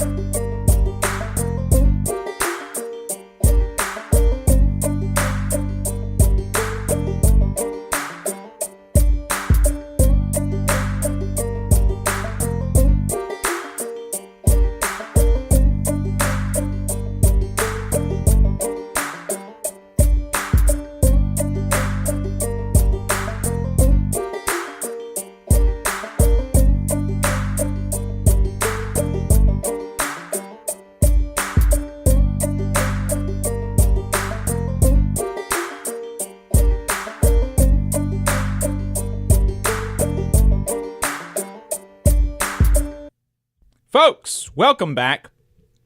Welcome back. You are still listening to the Valley Labor Report, the largest union talk radio program in the South. My name is Jacob Morrison. My co-host is Adam Keller. We are both longtime union members talking about union news. We appreciate everybody tuning in. We have a great second half of the program. We have a great overtime lined up for you. We're going to be talking to Dr. Michael Goldfield about the role of the left in labor during the CIO Upsurge and what lessons can be learned for the left today. We're also going to be talking about some updates on the letter carriers tentative agreement, talking about Act 10 being overturned in Wisconsin. Lots of news. So appreciate you hanging out and tuning in. We do have a caller on the line. This caller is from a 647 area code. 647 area code. What's your name? Where are you calling from? Hi, it's Quirky Geek Girl from Toronto. Quirky Geek Girl from Toronto. Thank you for calling in. What's on your mind? Just to follow up with your previous interview, a lot of the things that Canada has, like healthcare, family leave, stuff like that, those were not just given to us. We had to fight for those, and the battle for healthcare took almost 10 years. And it started in one province, actually one of our smallest provinces, and slowly moved across the country. And family care, or family leave, was originally fought for by unions. So don't give up on the fight. These things are incremental. And if you start fighting for them in your unions, it can expand to the populace. So even for healthcare, it's worth fighting for in a state like Alabama. Because if one state does it, it grows and grows and grows. And that's, I think, a lot of people just think it can be done on a national level. But if you really start on the local, and that's how it happened here, and it took a long time, and this was fought for in the 70s and 80s, but, and now it's just part of our society. But if you start that fight on the state level, it might actually get done faster. Right. No, for sure. Totally. That's my words of encouragement is that, and the fight for healthcare in Canada was ugly. It was really, really ugly. So watching what's going on for you, it's very reminiscent of what happened here. So that's my word of encouragement, is that on the other side, it's worth it, but it's going to be an ugly fight. Yeah, absolutely. Appreciate your call. Thank you so much. Yeah, that's a good point. And that's interesting about Canada, that, it did start at the more regional, local level and spread into a national fight. I'm a big fan of trying to pay attention to local and state stuff. I know the national news is what gets all the attention, but me personally, and I'm not judging anyone else who feels differently, but me personally, I feel less connected to that. Like I have less influence, right? And like I have less ability to really make an impact. And that's not to discourage people who are doing good federal level, national level advocacy and organizing. But I try to just start with where we're at. And I think there's opportunities when you do that at the local level, right? And I think you can, because national politics is so polarized and shaped by media consumption too. I think that is another factor. It's, when you talk to folks about local issues, about your roads, your public schools, public safety, anything that you're dealing with in your neighborhood, in your community, in your town, I think it can be easier sometimes to bridge divides and really, meet people where they're at, yes, but also kind of bring them along with you. The more you get into the national stuff, it's tough. It's tough, and I had success organizing around public schools here in the Huntsville area where, we had people who were Tea Party, super right-wing Republicans who were in the same room with progressive NAACP members and Democrats and even genuinely, leftist type folks as well. And you can have that kind of success sometimes at the local level. Scaling it up is obviously a big challenge, but yeah, I appreciate those points, and it is worth it. Absolutely. The fact is, why do workers and everyday people in Alabama deserve less than folks in Canada? Right. I don't think we do. I don't think we do. I think we do not deserve less than our brothers and sisters in Canada or other countries as well. Yep.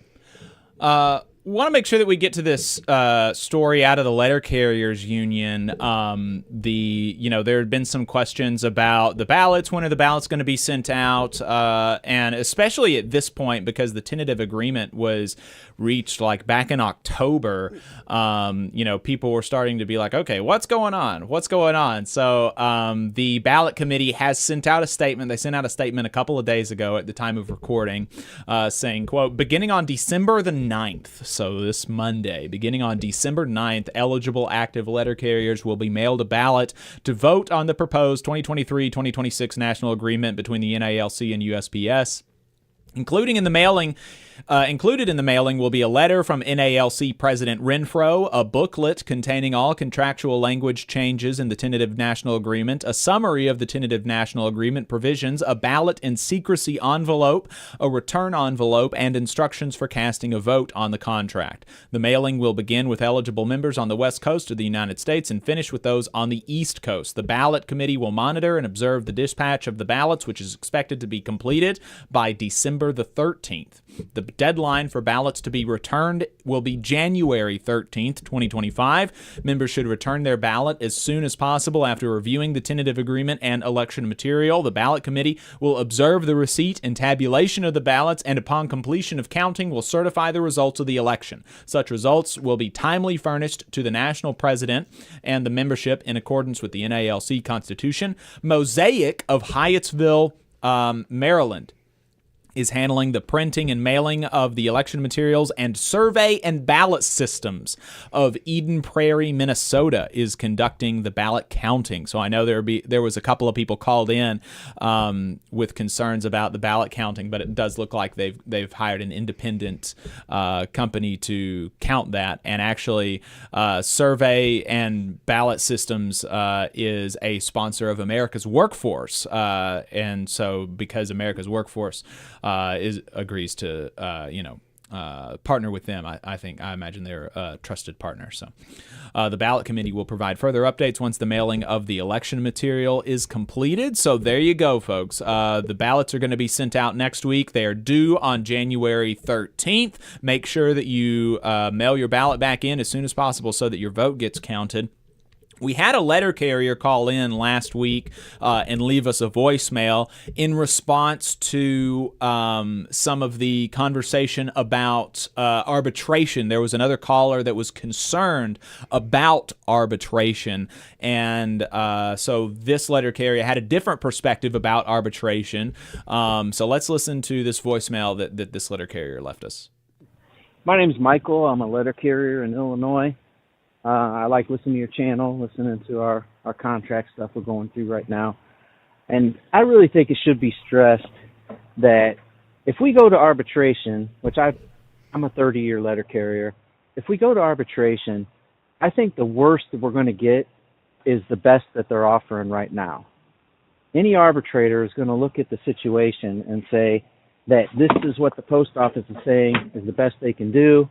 The union is saying that's not enough. The arbitrator looks at it and decides, which way he's going to go. But I don't see him ruling to take less than what the post office is currently offering. So a lot of the fear of going to the arbitration is far too much overblown. Anyway, I'd like to get that out there so the members learn before we send out our ballots. Thanks a lot. Appreciate the call, Michael, and I'm intend to agree with that. I think it would be difficult because ostensibly the arbitrator is supposed to kind of find what is fair, right? And I really do think it would be difficult to come to the conclusion that what is fair would be something less than the tentative agreement were it to be voted down by the membership. I think that would be a difficult case to make, especially when you compare the tentative agreement to like what UPS makes. It's just a difficult thing. I think it would be a difficult case to make. So were I a letter carrier, I would not be inclined to be too concerned about arbitration myself. But, the more concerned you are about arbitration, the more that should drive you to, participate in a campaign around, getting a good deal at the arbitration table. You build a fighting in ALC.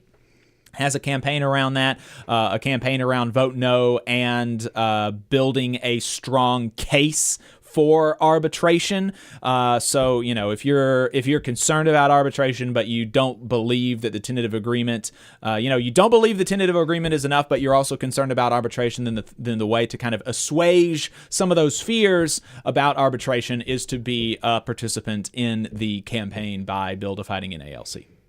That would be my take on it.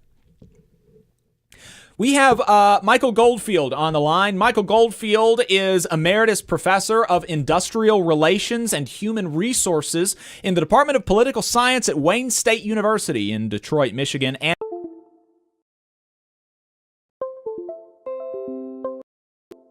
of Washington. He is also the author of The Southern Key, Class, Race, and Radicalism in the 1930s and 40s. He is also our next guest. Dr. Michael Goldfield, welcome to the program. Thank you so much for taking the time to talk to us.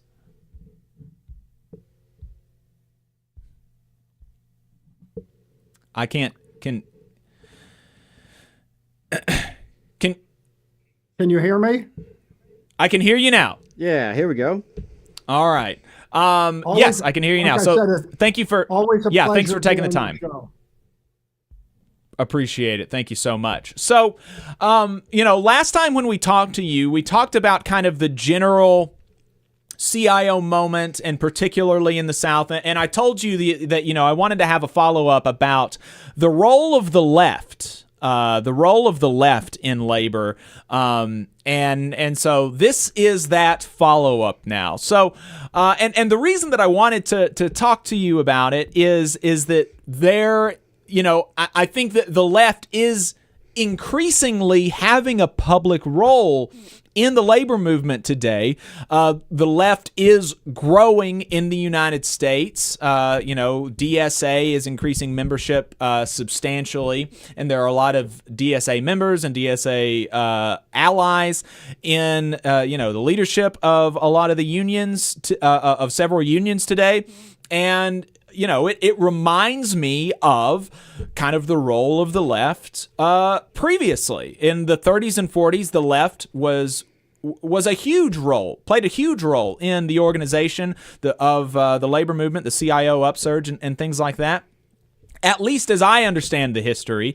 And so I wanted to talk to a historian about that and to see, maybe to what extent that tracks, what lessons we can learn and things like that. So let's start with the role of the left during the CIO Upsurge. Just from a 30,000-foot view, how would you describe, before we even do that, what is the left? We had a question about that earlier in the program. When we talk about the left, you and I, Professor Goldfield, we don't mean Democrats, right? Can you just expand on that?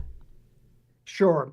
So there were 4 or 5 key groups. The largest, of course, was the Communist Party, which was involved in almost all the major organizing in the 1930s and 1940s.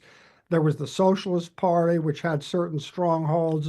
There was the Trotskyists, who biggest influence was in Minneapolis, where they organized the Teamsters, and then several 100,000 over-the-road drivers, which they played a major role in organizing. There were also some other shorter-lived, less left-wing groups, including A.J. Musty's American Workers' Party, etc. And with the exception of coal, in which rank and file workers largely organized the union independently of the John L. Lewis led bureaucracy. In most industries, radicals played a key role. So I mentioned trucking. The Trotskyists were key. They also helped extend unionization throughout Minnesota. In other industries, West Coast Longshore, one of the most militant unions of the 1930s, steel, auto, electrical, tobacco, the left played a key role. And certain industries were key in the South, which is what we're particularly interested in. So steel and metal mining, particularly in the Birmingham area of Alabama, were largely organized by radicals. Tobacco, a southern industry, headquartered but in North Carolina, but also tobacco processing was throughout the parts of the South. But certainly North Carolina was central. So these were all organized largely by left-wing people, many of whom lost their influence. So in steel, the communists, which I argue in the Southern Key, played the major role in organizing steel workers. The mine workers put up the money, but they didn't have anybody working in the steel industry and in steel towns. That was mostly communists. And they were forced out of the Steelworkers Union. In auto, the left lasted longer. And as you say, for the early part of the 30s, nobody on the left had anything to do with the Democratic Party. It was only during the Popular Front period, beginning in 1935, and particularly after 1936, that communists in particular got involved in the Democratic Party. So what would you say that the kind of through line of these, when a group is kind of broadly on the capital L left, what would you say is the thing that kind of places them there? Like, what is the kind of uniting idea? And what are the things that separate, a person on the left from maybe a more mainstream, like Democratic Party liberal type? Well, as with today, the the conservative union bureaucrats are afraid to mobilize the rank and file, afraid to do things which empower them, whether it be voting, authorizing strikes or work stoppages. They settle all too quickly, as happened with the East Coast longshoremen, the ILA. The leadership of the machinists union at Boeing put forward a contract which they negotiated, which didn't have anything that workers wanted, and it was initially voted down 96%, and 97% of the workers voted to authorize the strike, which took place. So I think rank and file mobilization is one. The other thing in the left, but this was particularly the communists, they pushed issues of racial equality. They were more contradictory on issues with respect to women, which are certainly at the fore now. But I think those two things characterized what people on the left did, and without those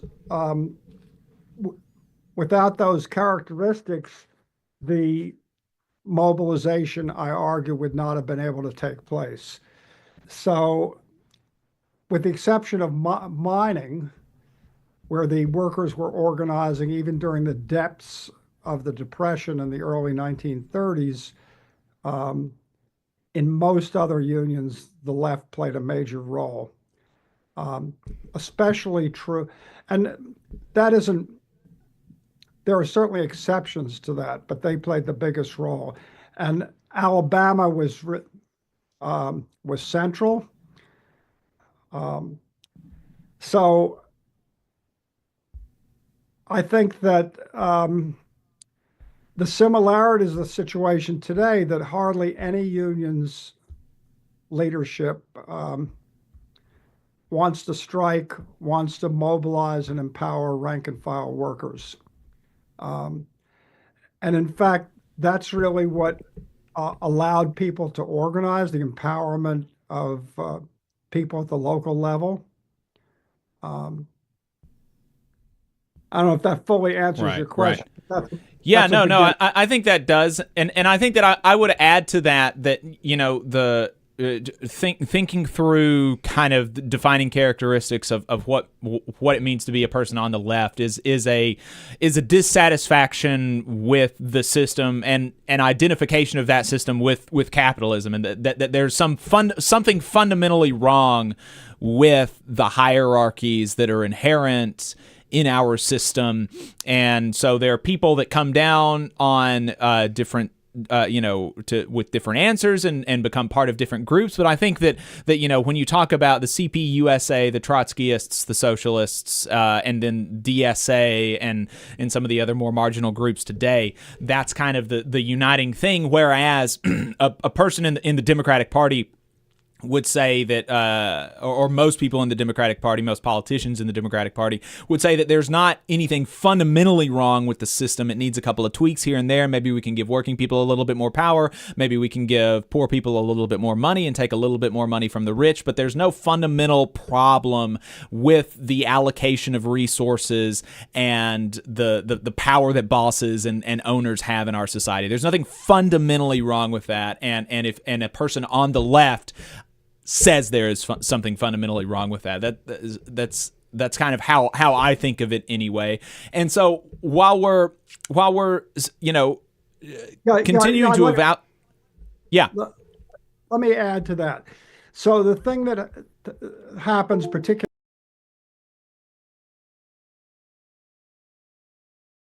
I think getting more Democrats into the elected positions will change the fortunes of labor. And they think that getting card check and various other things, none of which I'm opposed to, will make the overwhelming difference. But the thing in the 1930s is that the repression and the legal system was much more draconian, much more hostile to labor organizing than today. And it was actually the rank and file upsurge that broke through that. So I think that's a difference between Democrats, like you say, who think the system is just fine as it is.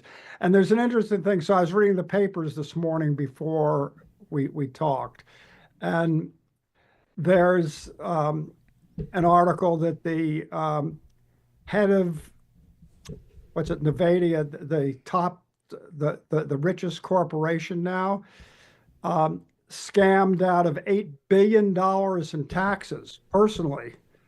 And you're wondering, why would someone who's worth several $100 billion want to be scamming so he doesn't pay any taxes? Right. The system is rigged. And then there's this manhunt going on, which involves thousands of FBI agents and police officers and tech people and everything else for this guy who was the president of United Healthcare. And from all the reports about what he's been doing, he's one of the most horrible types of human beings. I mean, he screwed the Fireman's Pension Fund, who filed a suit against him. He engaged in insider trading when he was being investigated by the FAA. It's sort of inconceivable why these people are doing things to the firemen's union to escape taxes when they have so much money of their own.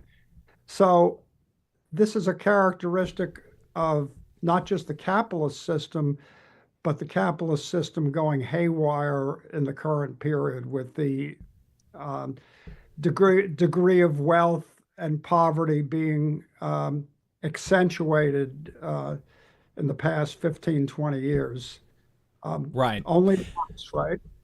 Right. It has been staggering to see basically no politicians, kind of identifying with the popular rage that has broken out in response to this person's murder, and you obviously, we oppose murder, we oppose the death penalty and things like that, and I think that, generally speaking, that's not good. That's not something that we should do, or even that we should celebrate. But I think that if you're a politician, there's something to be said for recognizing that rage with the system and trying to channel that into something more positive than, extrajudicial killings. And there's not any interest in that from, the Democratic or the Republican Party. And there's some attempts on, kind of right-wing media to paint this popular reaction as something that the left is doing. Ben Shapiro comes to mind in the comments in his YouTube video about this, that he says, oh, the left is celebrating the murder or whatever. His comments are like, it's not just the left, buddy, it's us. Like, we don't like this guy either. And so, the failure to harness that energy in, like I said, a more a productive direction is an indictment on on the system, I think. And so if we're going back to, we've identified who the left is and what it means to be, quote unquote, on the left. And so thinking back to the upsurge, you've also you've also staked out the position that you believe that the left played a leading role in the organization of the labor movement in the upsurge of the 30s and 40s, from different group parts of the country, but it was primarily. Did I? Foster obviously agrees with you on that, as does a friend of the show, Chris Townsend. And so something that I'm interested in digging into there, staying with that time period, is what do you feel like some faults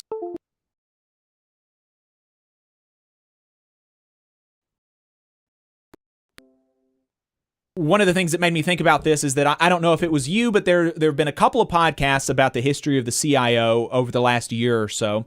And one historian actually pushes back, I thought kind of surprisingly forcefully, about the idea that the purges of the left were all that detrimental to organized labor in the long run. Popularly on the left, we identify the purge of the communists in the labor movement in the United States with the downfall, with the decline of organized labor. We say that it's a bad thing. It was a bad thing because you were removing some of the most militant and dedicated organizers from organized labor's ranks. But this historian said that, frankly, they had made themselves vulnerable.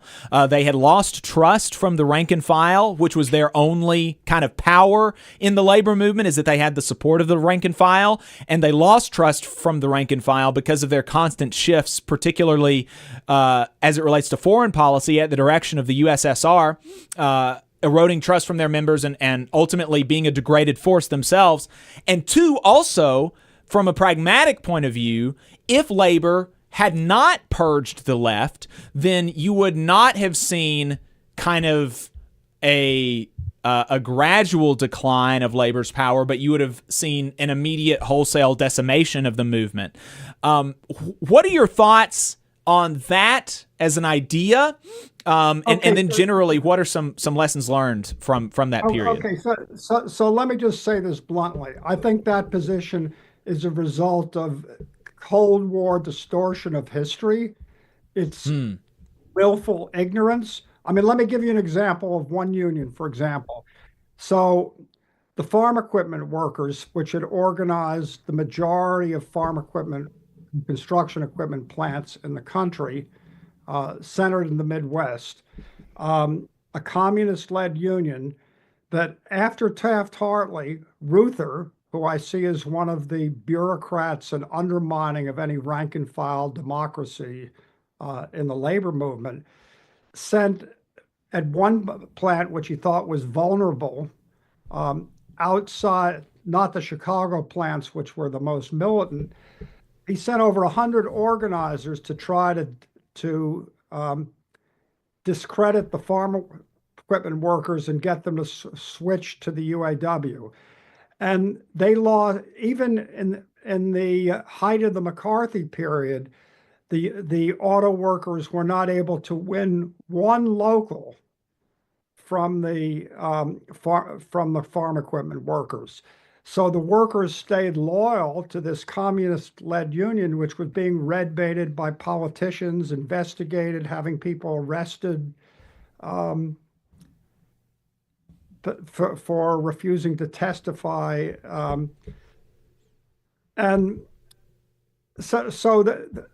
in places where, so in other, the mine mill and smelter workers lost a few locals in Alabama, but in general, they stayed firm and the workers stayed loyal to them.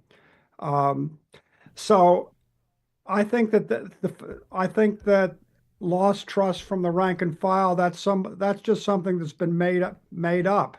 And that was the story during the McCarthy period by Cold War historians and anti-communist liberals. And they argued somehow that Walter Reuther in auto and Philip Murray in steel, both of whom were authoritarians who controlled their union, didn't let any rank and file democracy take place. They purged opposition.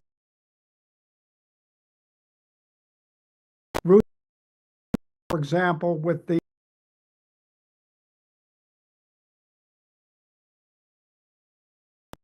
wanted to fight on certain issues, he put the local under trusteeship. These weren't communists or leftists, these were just militants who controlled the union. In steel, Murray sanctioned in the Southern office and in Birmingham separate drinking fountains, refused to oppose them. He didn't appoint any black staff members, even though he had complete power to do that. And he accepted the type of seniority system that kept black workers in the worst jobs without any access to get out of them. And these are the people who were celebrated as against the left as somehow Democrats and good unionists and all that sort of thing. So I think that that's something that contemporary scholarship, the best scholarship, is completely overturned. And I discussed both those unions a bit in my book, The Southern Key. While there's still claims that these people and their leadership had something positive to offer to workers, which I think is not true.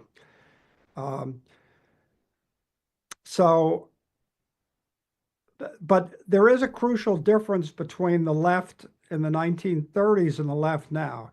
The left now is very diffuse. There are dozens of little groups. Groups don't have a unified DSA. There's lots of, there's not a unified program. The biggest wing of DSA supports the Democrats and is continually disappointed at what the people they support do. In the 1930s and 1940s, there were just several left groups, and they were highly organized and disciplined. The socialists, the communists, the Trotskyists being the main ones. So I think things are much more diffuse today, and there is no unified center or left to the degree that there was in the 1930s. And that also, and so that makes it more difficult to act in a decisive and coordinated way in the present time. So that's just my assessment. Maybe that'll change, maybe it won't. We'll see. That's interesting. What do you make of the so the idea you feel that the left had lost trust from the rank and file in the 30s and 40s was it was primarily not true, that they did retain the trust of the rank and file and support of the rank and file, and that primarily where we did see the left being ousted from the leadership of the unions. It was through, undemocratic mechanisms, trusteeships, and things like that.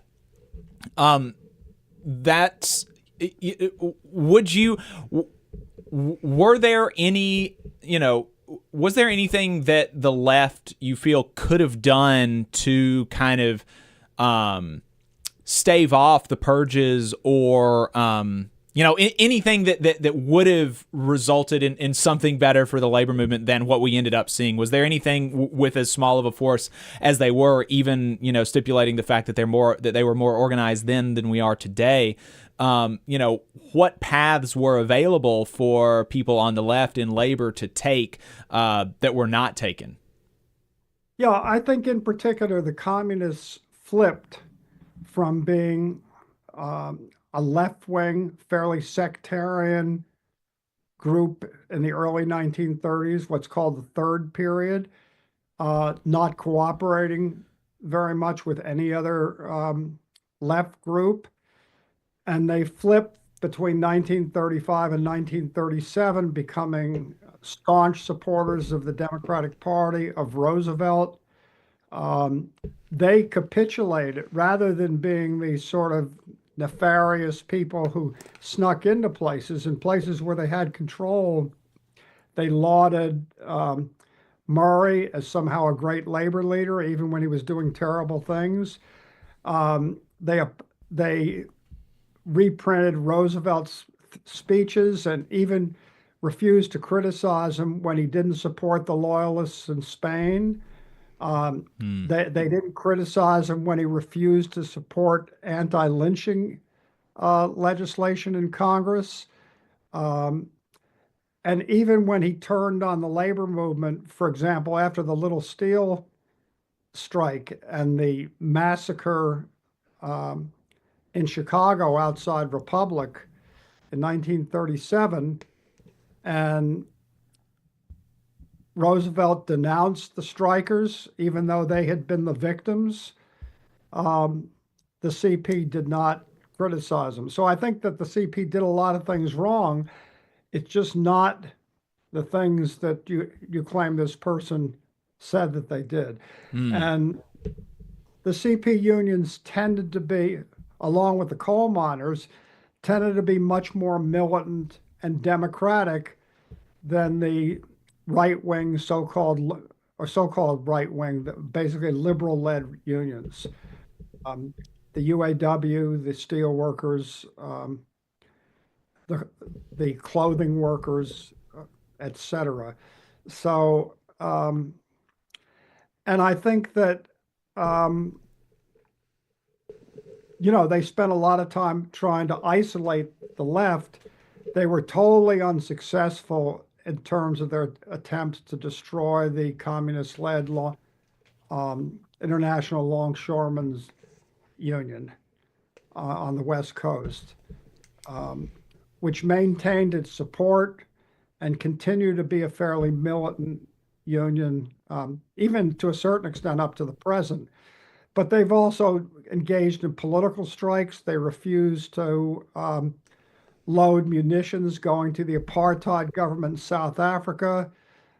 They refused to load supplies going to Pinochet's right-wing government in Chile.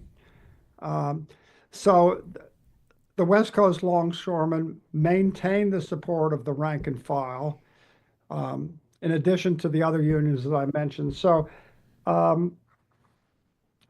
I think that the narrative that you mentioned before is just a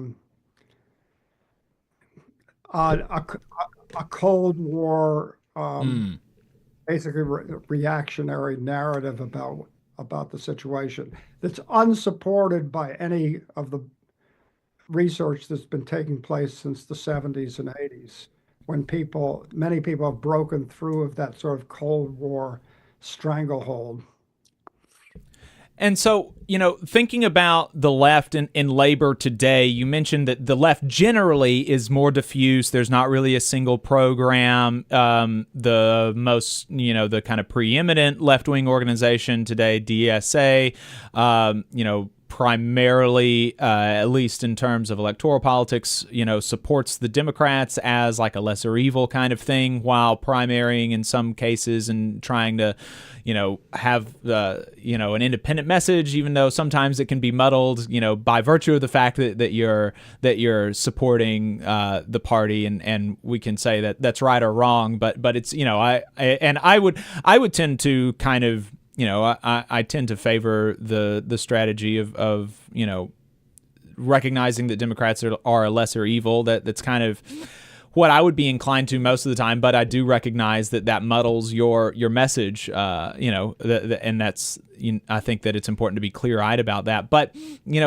thinking about the role of the left in labor specifically today, how would you assess, when you look out at the labor movement today, where do you see the influence of the left, for better or for worse, and what are some strategies that you see it taking, and what are some strategies that it could and maybe should take?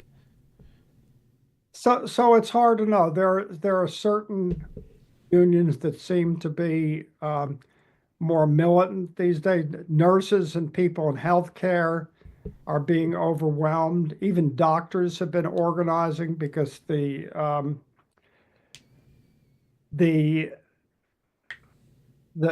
companies that control healthcare in this country have been milking profits, undermining healthcare for most of us.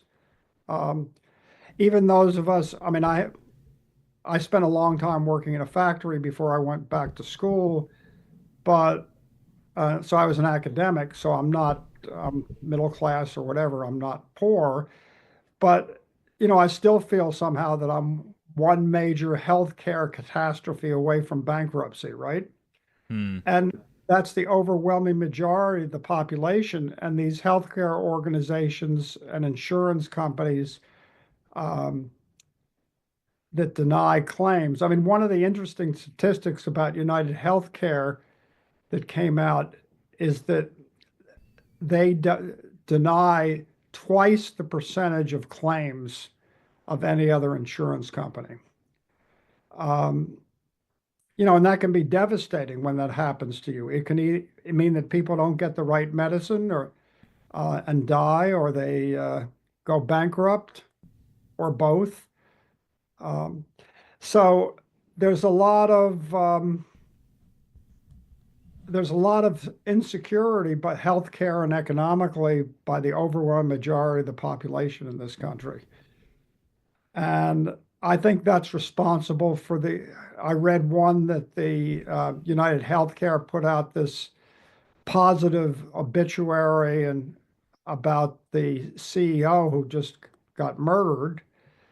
And 75 of the 80,000 responses, and I assume these are people who had United Healthcare insurance, were negative. And had snarky remarks like, right. Did he have a pre-existing condition? Right. Or is his claim for an ambulance going to be denied?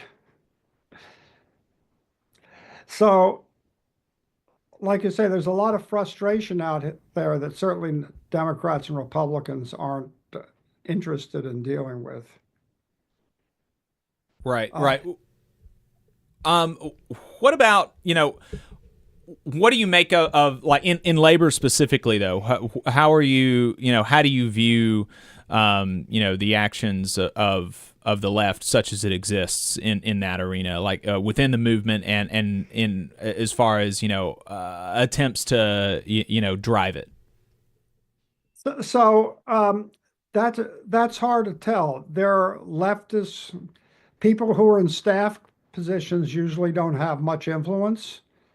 There are unions that get forced into a little bit of militancy, like the ILU, the East Coast Longshore, the Boeing workers, the machinists.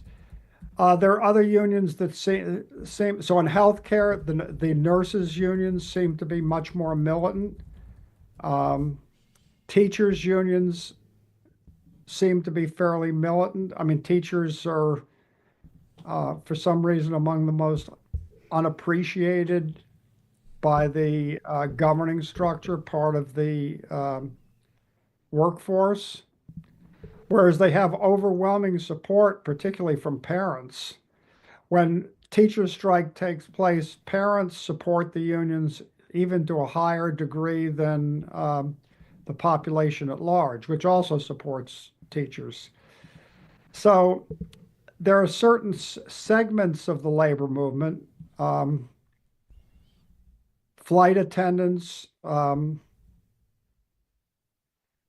mean, there are reports that flight attendants of flight attendants having to be on food stamps or get second jobs, while airlines are making, like other corporations, huge amounts of money. So it's hard to know. Auto is still a tightly controlled union, and I think it's unfortunate that they seem to be backing off of organizing the South, the Southern auto and parts plants, assembly and parts plants. So we'll have to see what happens, right? And Right. I think the previous speaker mentioned the militancy and frustrations cut across people's politics. There are Amazon workers and truckers who are either joining or talking to the Teamsters. And that's a union where the president was just recently went to Mar-a-Lago to talk with Trump, right? Not sure what Sean O'Brien's agenda is. And I haven't heard the people who supported him, particularly the so-called left and the Teamsters Union, making any critical statements about him. So there's a lot of contradictory things going on at present. There's also, I've done a bunch of educational work with the Southern Workers Assembly, which has hundreds of leftists or left-leaning organizers in Southern industries, which you've also had some contact with. So, and during upsurges, and this happened in a number of unions during the 1930s, when big upsurges take place, people on the left tend to come to the fore because they're more foresighted and more willing to take the risks necessary to do broad-scale class-wide organizing. They're more likely to engage allies in their support. So I think the situation now with respect to labor is fluid. Despite divisiveness politically, the public opinion on unions is higher than it's been almost since the 1930s. So a very high percentage of people think unions are good, right? Right. Yeah. Huge potential. Right. So there's a lot of potential, but there's also lots of repression. And while there isn't the type of murders of organizers that were taking place in the 1930s, in some ways, the surveillance and things that companies can do is much more draconian than it was back then. So things have changed. Elon Musk wants all federal employees to be monitored. I don't know if they have to wear ankle bracelets or whether it's just going to be video surveillance or whatever, but and this seems to be going on across the board, right? Right. So, all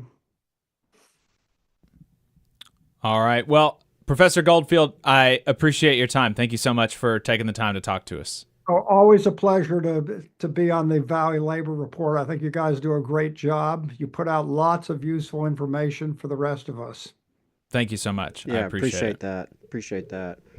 And yeah, I do want to remind folks to read The Southern Key. It is a very, very helpful book to understand this labor upsurge of the 30s and 40s and the way the South played a critical role there. Something that he explores in the book, and he mentioned a little bit in the interview just now, was race relations and how that factored in to organizing in the South. And, you know, at the end of the book, he talks a little bit about Operation Dixie, which was, you know, kind of a last hurrah in many ways of trying to expand unions into the South, and they made a lot of really big mistakes with Operation Dixie. You know, hindsight being 2020, but I would also say, you know, moral mistakes beyond just strategic mistakes, and so that's something that I think is relevant for us today. There's going to be, you know, people are looking around the environment and thinking, well, things are more conservative now. People are turning more conservative. They're voting for Republicans. You know, maybe we should abandon this group or that group in order to win back others. And I think that is a really faulty assumption. I think there will be folks who want to tell you to leave some folks behind, but I don't think that's the way to win. I don't think it's the right thing to do, but I don't think it's the way to win either, because, you know, what we saw in the 40s was the CIO kind of backtracking. It had been fairly progressive racially, and we saw them kind of make concessions to the white supremacists in the South, and they started losing support among black workers. And black workers had been overwhelmingly voting in unions throughout the South, right? Right. And so we saw that starting to happen. You know, a couple of other things that this interview brings to mind is union democracy. That is a terrain of struggle that we have to wrestle with, because ultimately, you know, unions are human institutions, right? They're as flawed as the humans inside them and leading them.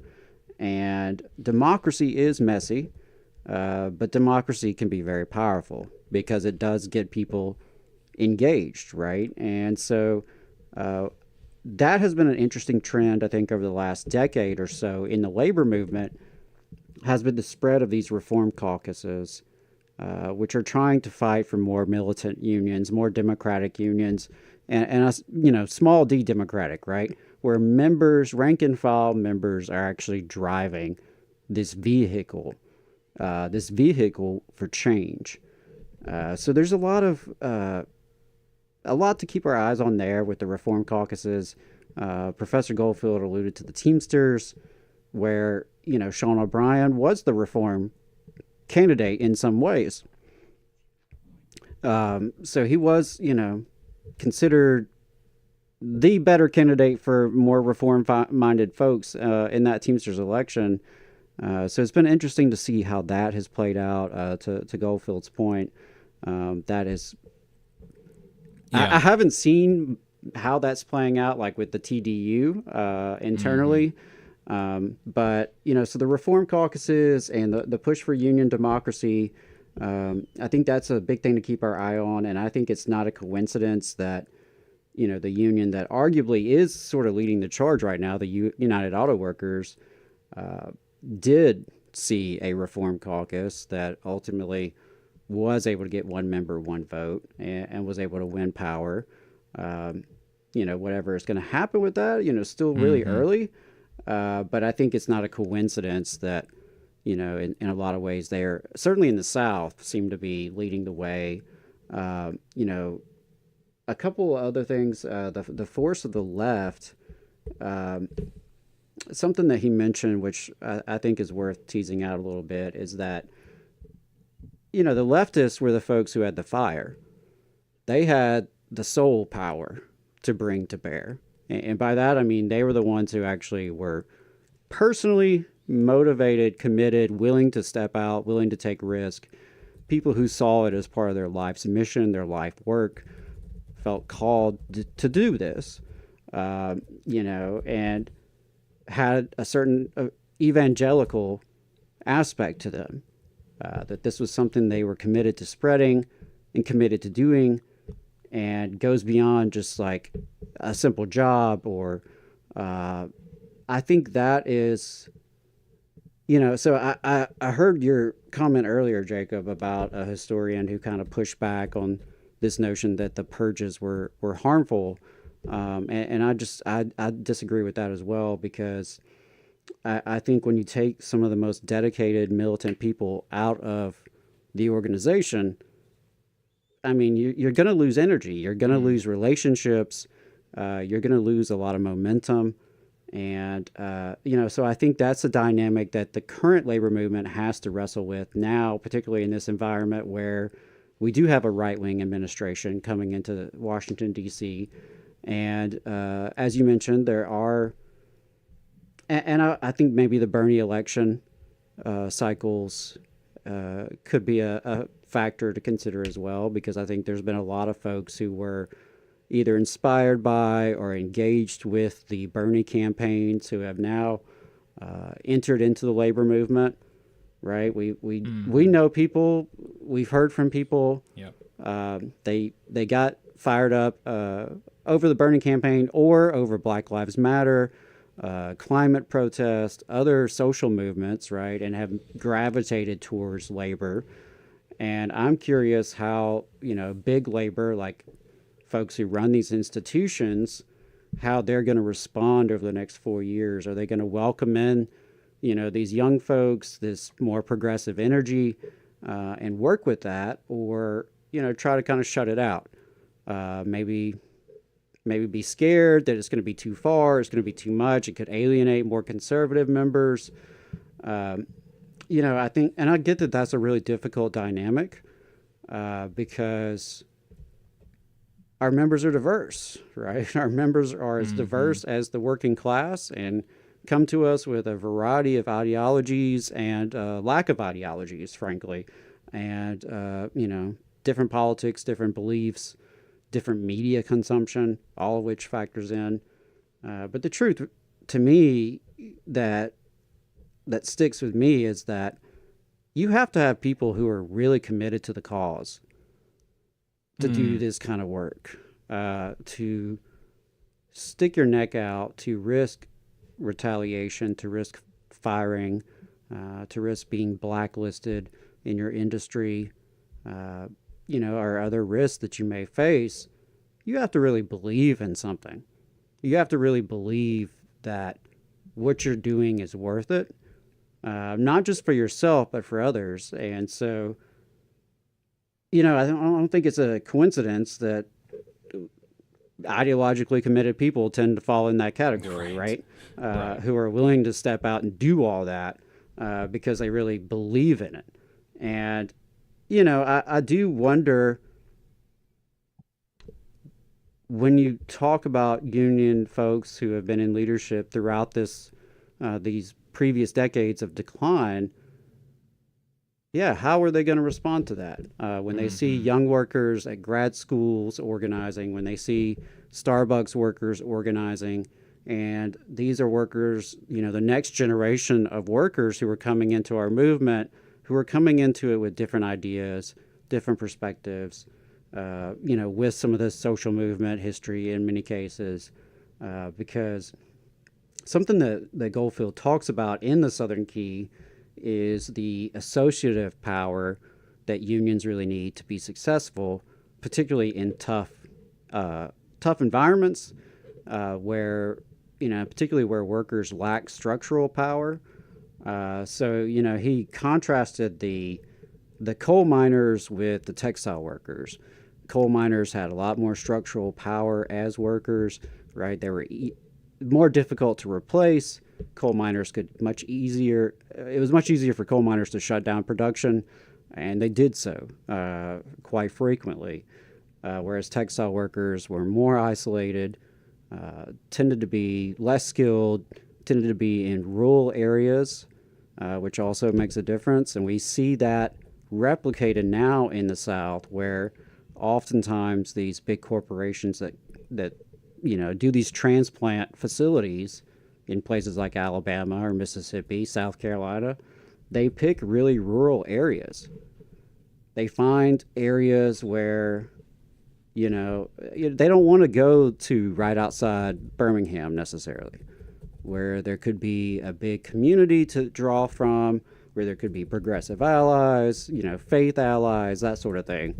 But the associative power is really critical, and something that unions, I think, have to really appreciate is that workers are whole human beings with a whole lot that they experience outside the workplace. And, something that Robyn mentioned in her interview this morning that I appreciated was, she talked about the Arise agenda resonating with union members because they're issues that they deal with. And I think a lot of times unions have been so laser focused on what happens inside the workplace and what happens with our collective bargaining agreements that, we sometimes forget that, oh yeah, our workers are also dealing with the criminal justice system. They're dealing with our planet and our climate. They're dealing with the lack of public transportation, the broken healthcare system, all these issues that we're dealing with. It's not like we just clock into the workplace, clock out in like this two separate worlds. So the whole worker organizing, I think, is going to be really critical, even more so over the next few years. We have had some, benefits from a friendlier National Labor Relations Board, which we can expect to go away, probably. So, a lot to deal with, but the South is going to be essential because as long as the United States relies on this economic model in which the South is hyper-exploited and in which Southern workers are denied the same rights and benefits and protections as other workers, as long as they can come down here and get that Alabama discount, the whole country is held behind for that. So organizing in the South is the key to rebuilding a revitalized labor movement. And frankly, if you want to see anything get better in this country, a revitalized labor movement is pretty essential to that recipe, I would argue, because who has the power to actually change things? Right. Workers do. Workers who are organized can bring power to bear to the political conversation, because workers create the profits. Workers who stop working shut down the profits. And so, I think those are some of my takeaways. Appreciated Professor Goldfield coming on. Appreciate the book as always. And, I think there's some interesting conversations to be had about the future of this.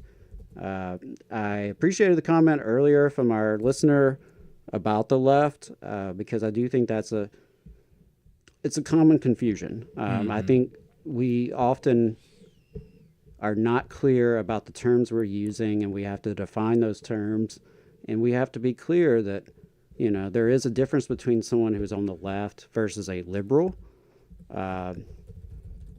At least in the American context, that's just the case, right? And so if you believe Kamala Harris or Joe Biden or Nancy Pelosi is a leftist or a communist or a Marxist or a socialist, you're wrong. I mean, you're confused. I'm sorry. It's just matter of fact. Whether you like these people or don't like these people, right? They are not that, right? Whether you like Nancy Pelosi or not, she is not a leftist. That's distinct. And so, we got to keep those in mind. But anyway, I've rambled long enough. I appreciated Goldfield coming on. Always like to talk about this stuff. I really do think that Southern labor history is so underappreciated. There are so many stories in the South where working people, despite all the odds, came together. Black and white, native and immigrant, man and woman, right? So many stories throughout the South where our system has been designed to keep us apart, and yet workers came together and won real gains for themselves and their communities. So that's the kind of history that we do have to revive, and we have to bring back, and we have to tell those stories because Southern politicians do not want us to know about that. Right. They do not want us to know that at one time 1 in 4 Alabamians belonged to labor unions, right? Or that Walker County, Alabama was the most unionized county in the entire country. They want you to think that unions are some kind of foreign concept and are destructive or harmful to our values, which, oh, by the way, what are those? Right? When you say harmful to Alabama values, what are you really talking about?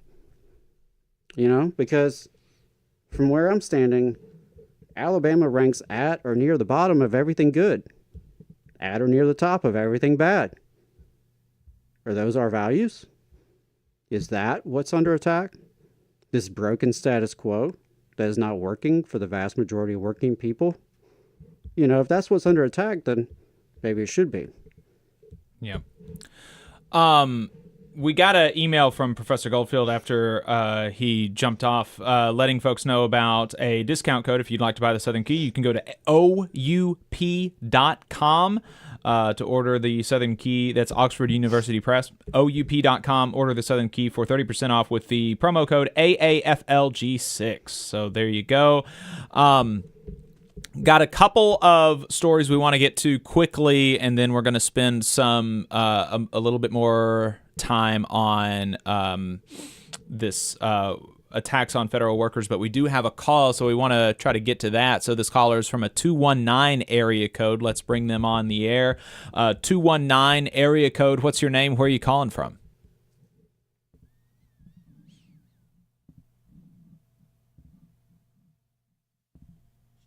Oh, hello, this is Adam from Northwest Indiana. Can you hear me all right? Hey, Adam from Northwest Indiana. I can hear you. What's on your mind? In relation to the guest you just had on, this makes me nervous talking to you guys. The definition of a leftist for non-lefties should be simple.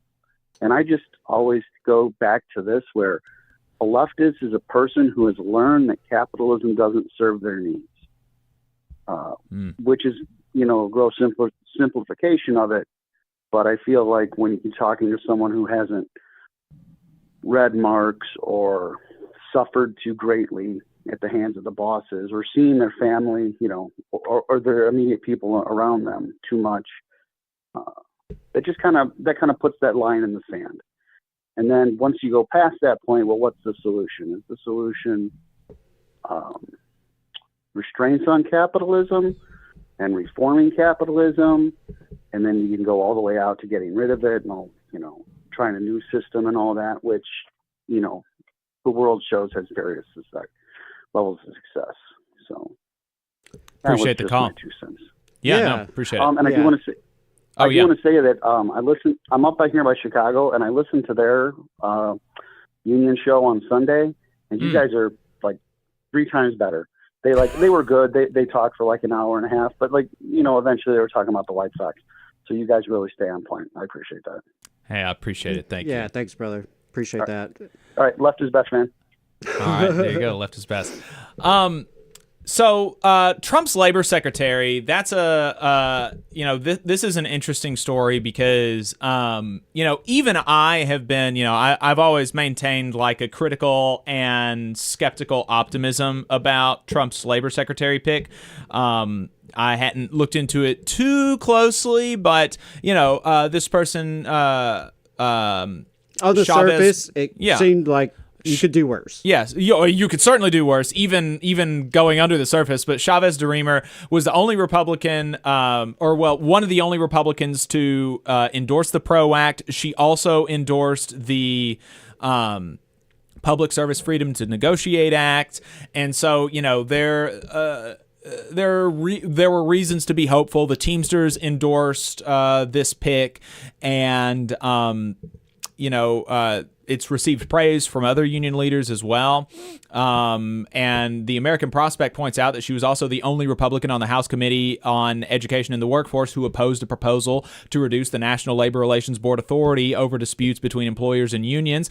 She also co-sponsored a bill that would allow workers to receive tax deductions when paying membership dues to their unions. And so, reasons to be like cautiously optimistic, right?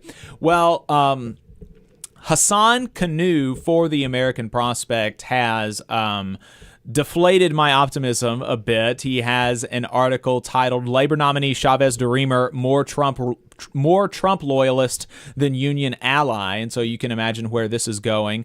And he highlights some of the places where she has fallen short of her support for labor while in Congress. In one case, Republicans on the House Labor Subcommittee scheduled 6 meetings that devolved into union bashing, and Chavez DeRemer did not even attend, much less publicly support labor during these fights, so that's concerning. Additionally, according to the AFL-CIO's congressional ratings, Chavez DeRemer voted for policies that favor workers only 10% of the time, which is only slightly higher than the 6% score for the average House Republican. She voted in favor of a bill that would undermine the unemployment insurance program, for example, including by penalizing recipients for inadvertent errors, and for legislation that would loosen regulation of health benefits and allow employers to offer plans that are not backed by adequate reserves. Chavez DeRemer also voted against one of the biggest labor priorities of the past decade, a joint employer rule to restrict companies' ability to effectively outsource certain legal pay and benefit obligations to third parties like contractors and franchisees. And now this one is particularly interesting because that is one of the biggest priorities, not only for labor, but for the Teamsters specifically, right, who have gone to the mat for Chavez DeRemer, and for the Teamsters specifically because of how important this joint employer standard will be to the organization of Amazon as a company. The Teamsters are really leaning on this joint employer standard by the NLRB to organize the company. And so Chavez DeRemer has voted against that in the past, and if that gets overturned, then that's going to make it that much more difficult because, as we know, Amazon, whenever you see an Amazon delivery driver, they technically, in some ways, they don't work, quote unquote, for Amazon, even though they drive Amazon trucks, they have Amazon uniforms, but they don't work for Amazon. They are contractors that have a contract with Amazon to deliver. And so, that it obviously makes it difficult to unionize, because if you unionize one of these contractors, then Amazon can just cut that contract and get a new contractor that is non-union, and you have to start the thing all over again. So this joint employer standard is really important for the organization of Amazon as a company, and Chavez DeRemer has not supported it in the past. In addition, her co-sponsorship of the PRO Act didn't actually happen until July. Like recently, like a few months ago. And that was 4 months after the other 2 Republican co-sponsors signed on.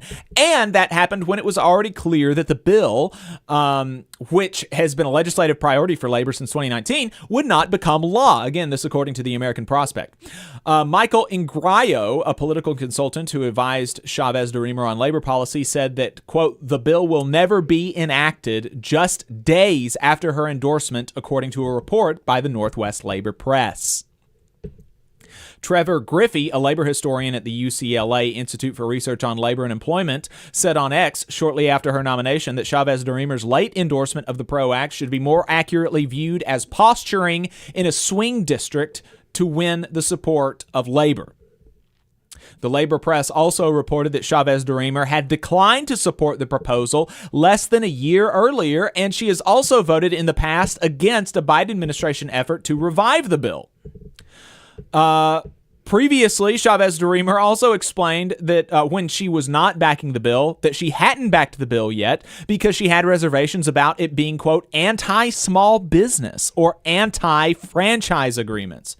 That was an apparent reference to provisions that would make big corporations like McDonald's joint employers alongside their franchise owner, and therefore just as legally liable for labor law violations as the franchisees. So lots of reasons to be skeptical here of Chavez DeRemer, and I wanted to put that out there specifically because I, in the past, have been cautiously optimistic. And, continue to be cautiously optimistic as far as these things go. I mean, she's better than somebody who didn't endorse the PRO Act, for example, but more reason for concern now than I was previously aware of. But even without this added cause for concern, it's important to understand that she is going to be a part of what is shaping up to be the most wealthy administration in the country's history, coming in only ahead of the previous Trump administration, which was the most wealthy administration in history, filled with bosses, union busters, politicians, things like that. So even if she was a genuinely pro-labor person, she will be significantly constrained by the administration that she is a part of. And the transition team has been going around and telling business groups like, don't worry. You'll be fine once you see who we appoint to deputy labor secretary and who we appoint to the NLRB. And so, the Trump transition team themselves are saying, this is not really a pro-labor thing. Just trust us, business people. So some concerning signs there. Better than, like I said, better than somebody who didn't endorse the PRO Act, but we need to be clear-eyed about what this is. Here's another quick story. The mighty United Auto Workers have fired their boss. That's right. Carlos Tavares is now the former CEO at Stellantis. Tavares has been widely blamed for the company's problems, even as most other American automotive manufacturers are doing fine. Stellantis sales are dropping. They are laying off workers and walking back on their commitments to invest in American auto workers, even as they are lavishing executives and shareholders with enormous sums of money in their executive compensation, shareholder dividends, and stock buybacks. Tavares' mismanagement of the company was so widely recognized that it placed the UAW on the same side as the National Organization of Car Dealerships. Okay. So, look, when you are like car dealership owners are like some of the primary conservative Republican movers in local politics. And so when you have the National Organization of Car Dealerships on the same side as the United Auto Workers, you know that the person on the other side is really messing up, and that was Carlos Tavares. So this is not only good news at Stellantis for the UAW, though. This is not the only good news at Stellantis for the UAW, though. The Stellantis just agreed to a deal with Samsung to open a joint venture battery manufacturing plant in Kokomo, Indiana. We just had a caller from Indiana. So really exciting news. Here's what Sean Fain had to say on both the firing of Tavares and the new jobs. Quote from Sean Fain: "We are excited to announce that Stellantis has finalized their employee leasing agreement at their joint venture plant with Samsung SDI. This means over 1,000 new jobs for UAW members in Kokomo at a time when Stellantis is trying to cut its way out of its own mismanagement. We won this leasing agreement in our 2023 contract negotiations, but under the failed leadership of Carlos Tavares, the company delayed making good on their commitment to workers in Kokomo. This pattern of going back on agreements and violating our contract was part of what led us to call for Tavares' resignation. We look forward to continuing this progress and honoring our contract with new Stellantis leadership that respects hardworking UAW members and is ready to keep its promise to America by investing in the people who build its products." Tavares' resignation is a major step in the right direction for a company that has been mismanaged and a workforce that has been mistreated for too long. Tavares is leaving behind a mess of painful layoffs and overpriced vehicles sitting on dealership lots. For weeks, thousands of UAW members at Stellantis have been calling on the company to fire Tavares due to his reckless mismanagement of the company. We are pleased to see the company responding to pressure and correcting course.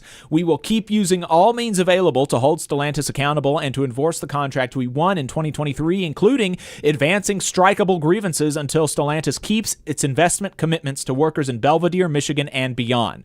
We are looking forward to sitting down with the new CEO, backed up by thousands of UAW Stellantis members ready to take action, and discussing their plan to keep making world-class vehicles here in the United States. So, exciting news there. Here's some more exciting news. Act 10 in Wisconsin has been overturned. Act 10 in Wisconsin is one of those bills that have severely curtailed the rights of public sector union workers in the state of Wisconsin. And it decertified a lot of unions. It nullified a lot of collective bargaining agreements. And the decline of worker power in the public sector in Wisconsin is, frankly, a big reason for the shift in Wisconsin to the right, in my view. There's some studies that have come out analyzing worker pay and working conditions in Wisconsin 10 years after the passage of Act 10 in 2021 that we covered here on the program back in 2021, 3 years ago, that showed that teachers in Wisconsin, following the passage of Act 10, 10 years later, made on average $10,000 less than they did before the passage of Act 10. In addition to that, there emerged, where there was not before, a gender pay gap between men and women teachers in Wisconsin, with male teachers making something like 10% more than female teachers in Wisconsin, a gap that could not be explained by experience, education, time in the industry, or student performance. And so the passage of Act 10 and its aftermath was detrimental, extremely so, for workers in Wisconsin. And so the overturning of that is huge. Scott Walker, the governor at the time of the passage, is a national disgrace, and so it's great to see his legacy being overturned. The overturning of significant portions of Act 10 came specifically because Act 10 made a cutout for, quote, public safety unions. And it had this strange definition of public safety unions, cops and firefighters, that included some cops but not others. Specifically, it did not include the Capitol Police, nor did it include conservation workers, law enforcement conservation people who have the same arresting and all of those other authorities that regular cops do.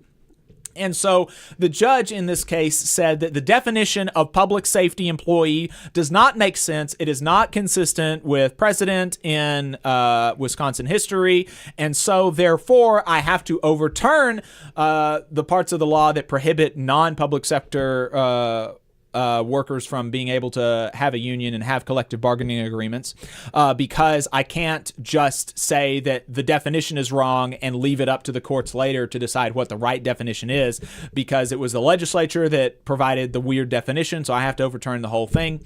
So this is a huge win for workers in Wisconsin. Obviously, it will be appealed almost certainly. The defendants in the case, who are defending Act 10, said they will be appealing it. So that means it will go to the Wisconsin Supreme Court. But the Wisconsin Supreme Court, which is officially nonpartisan, does have a one-seat majority for the liberal types on the court. And so it is very possible that we see this ruling upheld at the Wisconsin Supreme Court because of the makeup of the Wisconsin Supreme Court.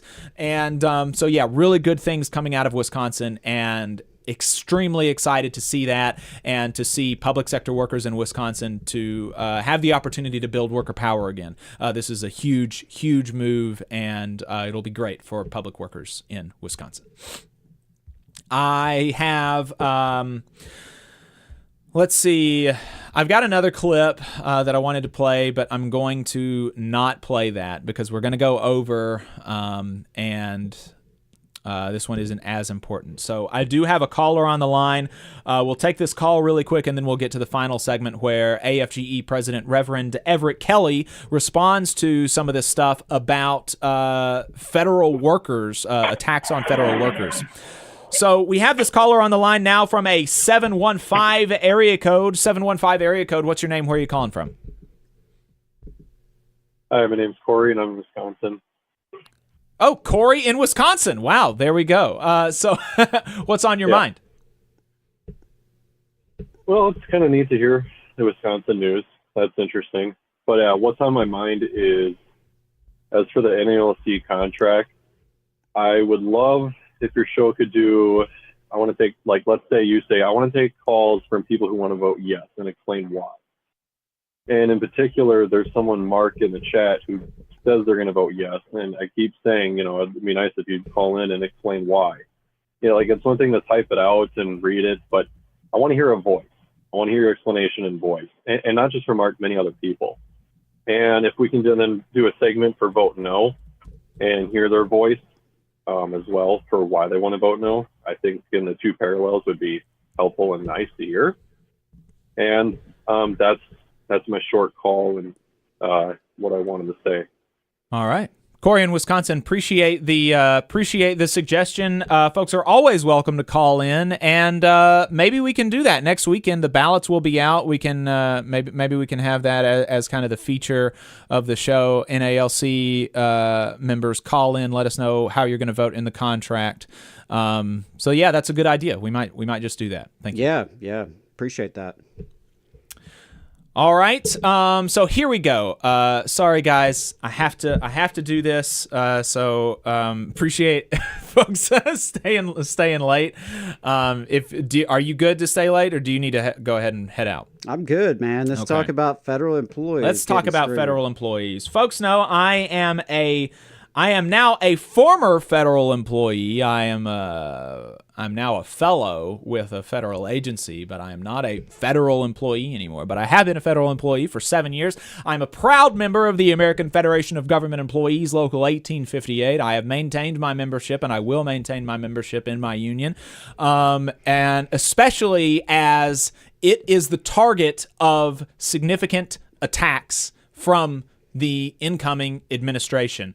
The incoming administration is seeking to cut the headcount of federal workers, seeking to roll back telework, seeking to implement Schedule F, which will replace a significant portion of the federal workforce, replace the merit system of hiring with with political cronies. I mean, it's just so many really bad things that the new administration wants to do to federal workers, including, I'm broadcasting out of Huntsville. We broadcast on stations all across the South, and we're heard all over the country online, and across the world online. But I'm broadcasting out of Huntsville, Alabama, where at minimum, 10% of workers in this city are federal employees. It's crazy. There are at least 21,000 federal workers in the city of Huntsville out of a workforce of some 217,000. Okay? That is a huge percentage, and my local union thinks that it's even more than that. They think that there are something like 30 to 40,000 federal employees in the city of Huntsville. So at minimum 10%, at most 20% of workers in Huntsville are federal employees, while this transition team is wanting to cut 50 to 75% of federal jobs, and our congressman, Dale Strong, is chumming it up with the people that are putting forward these suggestions. If their suggestions got through and these cuts happened as proposed, 50 to 75% of federal jobs eliminated, the city of Huntsville would undergo Great Recession plus level economic decline directly. Not even talking about, we're just talking about direct jobs loss. If you lose 5 to 10% of all jobs in your area immediately, then obviously that has knock-on effects, right? You're gonna have people who can no longer afford to go out on the weekend. You're gonna have people who you're gonna have a mortgage crisis. You're gonna have people who can't afford their mortgage, who can't afford their rent, who get evicted. Homelessness will increase. I mean, it is a patently insane thing to be advocating for generally, but especially for the person who represents Huntsville, Alabama, which is Congressman from the 5th District of Alabama, Dale Strong. It is ludicrous. And my national president, Reverend Everett Kelly, was on C-SPAN last weekend talking about the ludicrosity, is that a word? The ludicrousness of some of these ideas. Here he is responding to some of the cuts, the 50 to 75% cuts that the transition team is saying that they want to make. Let's listen to this. This time round, though, a whole new organization looking directly at this idea of cutting costs and cutting size of government, led by Elon Musk and Vivek Ramaswamy. When you heard about this effort, what went through your mind? Well, I think it's a little asinine to even think of the possibility of cutting 75% of the federal workforce. I see it as a direct attack against veterans, of which I am a veteran myself, because of the workforce, about 642,000 of that workforce are veterans. So when you say you're going to cut 75%, that means it does a direct attack on veterans itself. And I'm appalled by that. If the recommendations are made by the two gentlemen and the staff that they're going to use, and if cuts are made to either employee size or departments itself, what's the potential impact on those services that you talked about? Well, I mean, it will be a drastic impact because, like I said, we are the ones that's making sure that Social Security checks are out on time, okay? You start cutting 75% of that, it's not going to happen. When we're making sure that right. And I want to pause that for just a second because it's also important to remember that the Social Security Administration, which again is responsible for getting these Social Security checks out on time, it is at the lowest staffing level in absolute terms, not relative to the population, the lowest staffing level in absolute terms in 50 years. Wait, don't we have more people now? We have so many more people than we had 50 years ago. The last time that the Social Security Administration had fewer employees was in 1970. That is insane. That is absolutely ludicrous.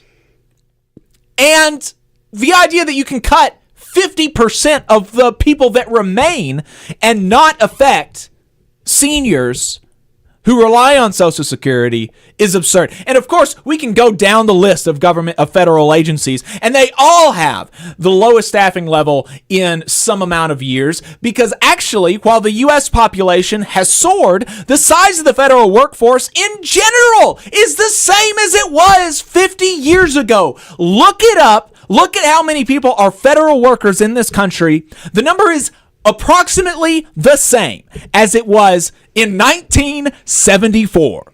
That is, and so the idea that there are just this limitless amount of federal bureaucrats that are sucking on the government teat and doing less work than they ever have is silly intuitively, but then when you look at the facts, it's even more. It is completely belied by the facts. Let's continue. Taken care of, you start cutting 75% of that, it's not going to happen. But the truth of the matter, okay, it's not that they're trying to make the government more efficient. What they're trying to do really in all essence is contract out these jobs so that, and when they do this, then it's a matter of not the patriotism that the people that I represent display, but it's about the bottom line. It's about making a dollar. Okay, and that's what it's all about, I remember, and I'm that's exactly right. And I want to expand on that for a second, because the it's just so, like, I just get so enraged by this and that people are falling for this. Elon Musk is one of the largest federal contractors in the country. There are very few companies and people individually that benefit more from our tax dollars than Elon Musk. And so when we have companies like SpaceX, who are just replicating more or less what NASA did in the 1960s, NASA was doing basically what SpaceX is doing today. When we outsource work like that, we not only are paying for the salaries of the people that are doing this work, but we're also paying extremely high executive pay, right? We're paying for people like Elon Musk out of our tax dollars to be the wealthiest person in the world. I think that's crazy. We should be using those dollars to create more jobs and bring them in-house and have them done well by federal workers without having to go through these middlemen leeches like Elon Musk. Continue. Employee. And I remember the saga when I was employed with the Department of Defense, when contractors was bidding on our jobs, bidding on various portions of our jobs, right? And the sad thing that I remember is contractors were charging the government $600 for a hammer, okay? This is the type of thing you get into when you start contracting out jobs, and things like that. It's not a cost savings at all, okay? But I would enjoy the opportunity to sit down with the administration to talk about how we make the government more efficient. Okay, we're not saying that it shouldn't be. We're saying that we should sit down and have those conversations. For instance, if you really want to talk about making the government more efficient, let's look at Medicare. Okay, I think that there's an opportunity that we could save about $60 billion there. When you look at the RS, let's look at that and let's have this conversation, because there's about $1 trillion savings when you start looking at those that will evade taxes just this year. So let's have those conversations and talk about how we can be more efficient.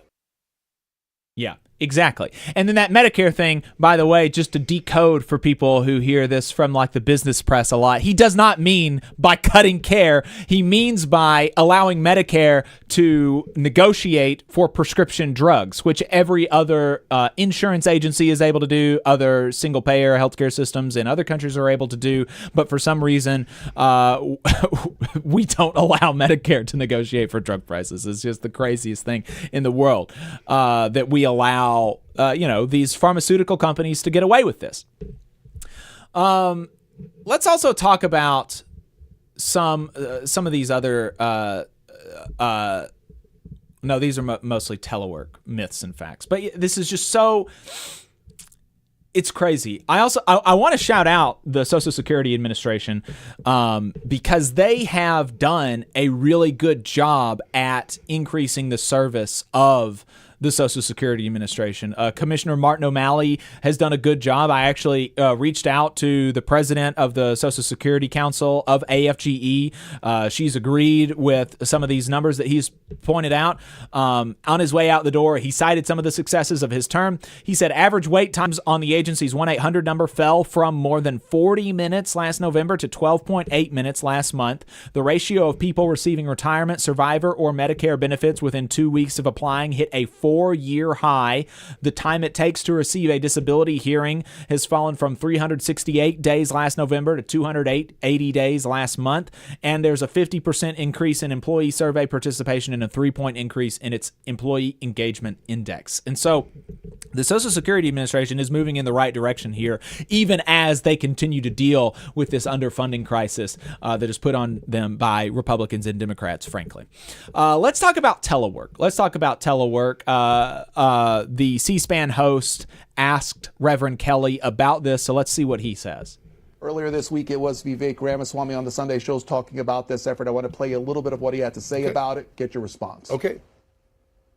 Washington, D.C. Here's the dirty little secret in the federal bureaucracy today. Most people don't even show up to work. So if you require most of those federal bureaucrats to just say, like normal working Americans, you come to work 5 days a week, A lot of them won't want to do that. And by the way, that creates a logic for many of those agencies being outside of D.C. in the first place. So these are, again, examples. It's a great point you just brought up. So would you sweeping move, changes we're able to make quickly. You could move the energy department to Texas or to Pennsylvania. You could move agriculture somewhere else. Is that what you're thinking? Well, look, I think that, yes, absolutely. But I think even bigger picture than that, many of these agencies should be downsized wherever they are. And for whatever does remain, move many of them out to be where they're more accountable to the people.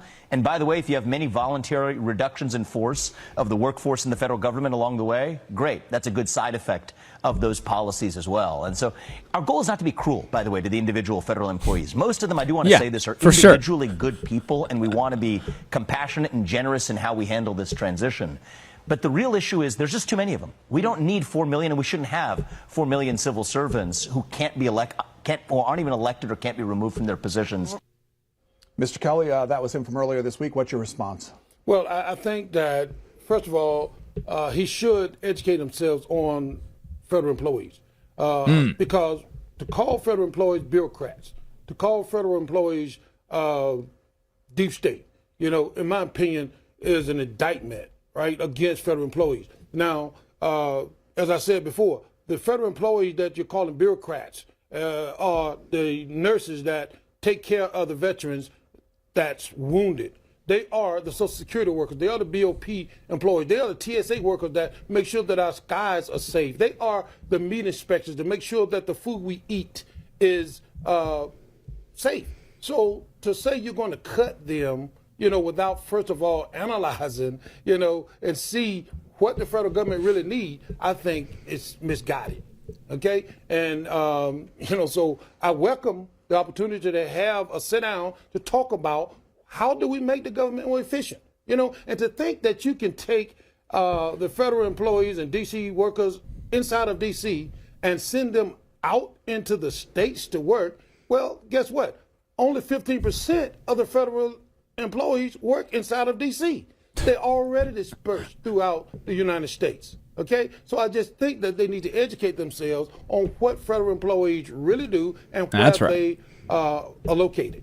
My question is, all these That's right. So let's pause it for just a second, and we'll come back to this clip in a second. But it's so crazy, these kinds of stuff. And AFGE, after this segment, put out a fact sheet addressing some of these claims specifically, because it's just completely false. So here we go. Myth. From Senator Joni Ernst on Fox News. We only have 6% of our federal workforce actually going into work every single day. The reality is 54% of federal workers work completely in person at jobs that require them to be on site each day. Think about, if you just think about what the federal government does and you hear this, 6% of our federal workforce goes to work each day. If you hear that and you believe that and alarms don't go off, right, then you need to, you kind of need to step back and evaluate, where am I getting my information? Why did I believe that so readily? Because think for just 3 seconds about what the federal government does beyond these kind of talking points that you hear from folks like this. The federal government is the VA.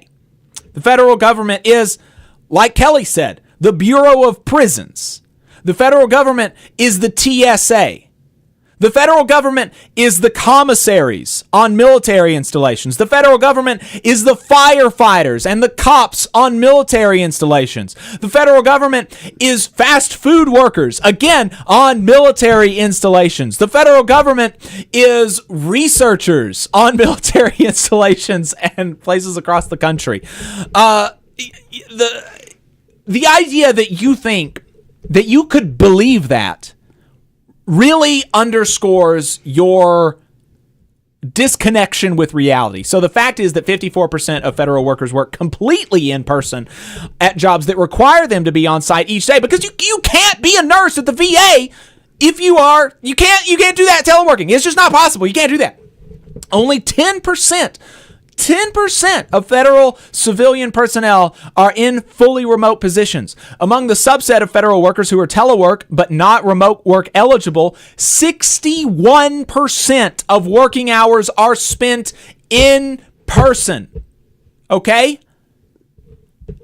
Here's another one, a myth. If you exclude security guards and maintenance personnel, the number of government workers who show up in person and do 40 hours of work a week is closer to 1%. The fact, and again, is that security guards and maintenance personnel? You exclude them, and the number of people that you get showing up to work each day is 1% of the federal workforce. If you believe that, you are completely disconnected from reality.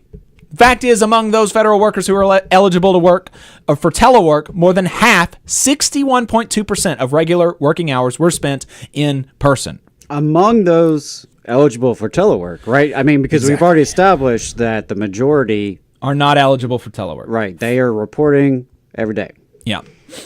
Myth. Nearly 1/3 of federal workers are entirely remote. Fact. Just 228,000 or 10% of the 2.28 million federal civilian workers were in remote positions where there was no expectation that they worked in person on any regular or recurring basis. That is from the OMB, the Office of Management and Budget report to Congress on telework and real property utilization from August of 2024. Okay? Myth. Here's the dirty little secret about our bureaucracy today. Most people don't even show up. Fact. Excluding fully remote workers, which are, again, only 10% of the workforce, federal workers are in the office for 79.4% of their working hours. And then the 20% that are done at home is still work. You can work at home if you have a computer job, right? I mean, why wouldn't we allow people to do that if they can? Here's another one, another myth. Service backlogs and delays, unanswered phone calls and emails, and no-show appointments are harming health, lives, and aspirations of Americans, said Senator Joni Ernst. The fact is that telework both increases employee engagement and helps recruit and retain workers who provide vital public services to the American people. And this is really important, because the Veterans Benefits Administration, their officials have said, this is in a report by the Government Accountability Office, said VBA officials said they also observed increased interest from job seekers looking for positions that offer more telework. However, VBA officials at multiple locations told us they are increasingly competing for talent with other federal agencies and non-governmental organizations that offer greater telework and remote work options, the GAO said. Our analysis of AES data found that in 2023, more employees intended to leave the VBA for work-life balance reasons, including greater telework flexibility, than in 2019. Okay? So if you remove the ability of federal agencies to utilize telework in recruiting and retaining talent, you will hurt the people that we serve. And it still boggles my mind because we all know there are some jobs that can be done from home. Right. There are some jobs that can be done from home, and if they can be done from home, why not? Why not? I mean, I know that there's debates about how effective that is, but when we've looked at the research, it seems pretty clear that it's not having a harmful effect on folks. If anything, it's the opposite. Like you said, I mean, people want options. People are smart enough to know if their job can be done from home, and if they have to report to the damn office to do something they could have done at their house. Exactly. They know that. And management has a job to do, right? And if there is a problem with a certain individual employee with teleworking, then management has the latitude to discipline and guide them and supervise them. That's management's job, is to make sure, right? And so... Yeah, sorry. I believe that management should work. That's a hot take. I think they should have to do a job. I mean, if we're going to have management. Yeah. If we're going to have them, that is what they're supposed to do, right? Here's another myth. Our goal, and this is one that Vivek said, you heard in that clip. Our goal is not to be cruel, by the way, to the individual federal employees. We want to be compassionate and generous in how we handle this transition. Here's a quote from Russell Vought, Donald Trump's nominee to lead the U.S. Office of Management and Budget, and also a key architect of Project 2025, which, again, I thought that they were totally distinct things and that Donald Trump wasn't going to be implementing Project 2025 and that he didn't know anything about it. Well, here he is appointed one of the key architects. I mean, it's just insane. Here's what Russell Vought said, quote, "We want the bureaucrats to be traumatically affected. When they wake up in the morning, we want them to not want to go to work because they are increasingly viewed as the villains. Okay? This is who Donald Trump wants leading the federal civilian workforce, is a guy that has explicitly and in public said he wants to make us to be villains. The nurses who care for veterans, postal workers who deliver Social Security checks and rent checks and things for small businesses, firefighters who protect our federal wildlands or whatever it's called. He wants us to be viewed as the villains, the Corps of Engineers. Ha! Let's continue. Working from home now. If they wake up and it's snowing, can they turn their computer off and go back to bed and still get paid for it? You're asking me, that's really so far away from the truth. Only about 20% of the federal workforce has ever even worked remotely. The unguided truth, that are being pushed out to the American public is just so untrue. Only about 20% maybe has even worked remotely. So many of our employees, most of them, their job won't even allow them to work remotely. So to think that is just not true. What's the policy, work from home policy generally in the federal government as of today? Well, it's a negotiation between the union and the agency, and whatever that negotiation, and it varies between agencies, and whatever that negotiated agreement is, we just expect to adhere to that, right? Is it an average of you showing up once or twice a week? I've heard once a month. What's the truth there? God, that's far away from the truth. And again, it varies. It's anywhere from, a lot of times people are working remotely, 2 days out of the pay period, which is 2 weeks. Okay. Okay. The fact of the matter is, of the hours that federal employees have to work on site, over 80% of that time is on site. Of the 2,080 hours, that an employee has to work, 80% of that time is right there on site.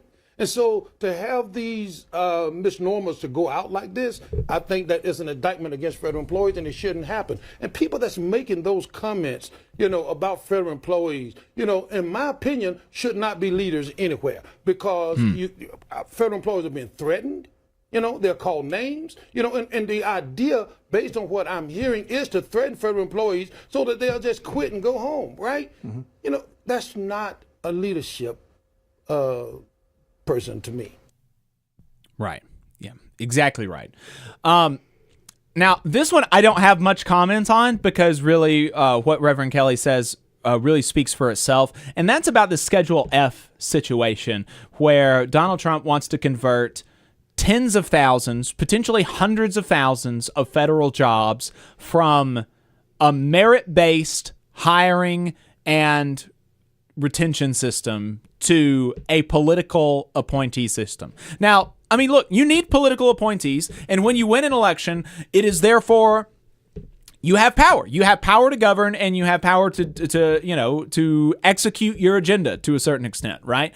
But the idea that we should have hundreds of thousands more political appointees than we do now, beyond the people who are leading these departments, is really, we did the civil service reform for a reason. I was about to because say, there was a problem, right? There was a problem with getting competent people in these jobs that was identified by both the American people and previously by the Congress, because Congress wanted to have an efficient federal service too. We wanted to have people who could do the jobs rather than people who just happen to be friends with the incoming administration. So here, Reverend Kelly got a question about Schedule F. Let's listen to his answer.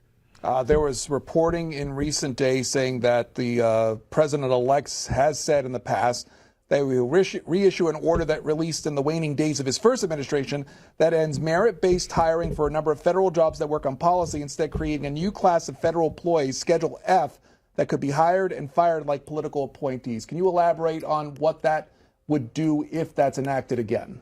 Well, I think you're talking about maybe 500,000 federal employees that could be affected there, because what this administration wants is Schedule F employees that will be at-will employees that will be loyal not to the Constitution of the United States, but be loyal to whomever the president is. And, that do away with merit-based, that do away with expertise. You have a person, and you can probably see some of this now, you have a person that's running these organizations or in charge of certain agencies that's just based solely on friendship, okay? Mm-hmm. And not necessarily one that has the expertise to operate.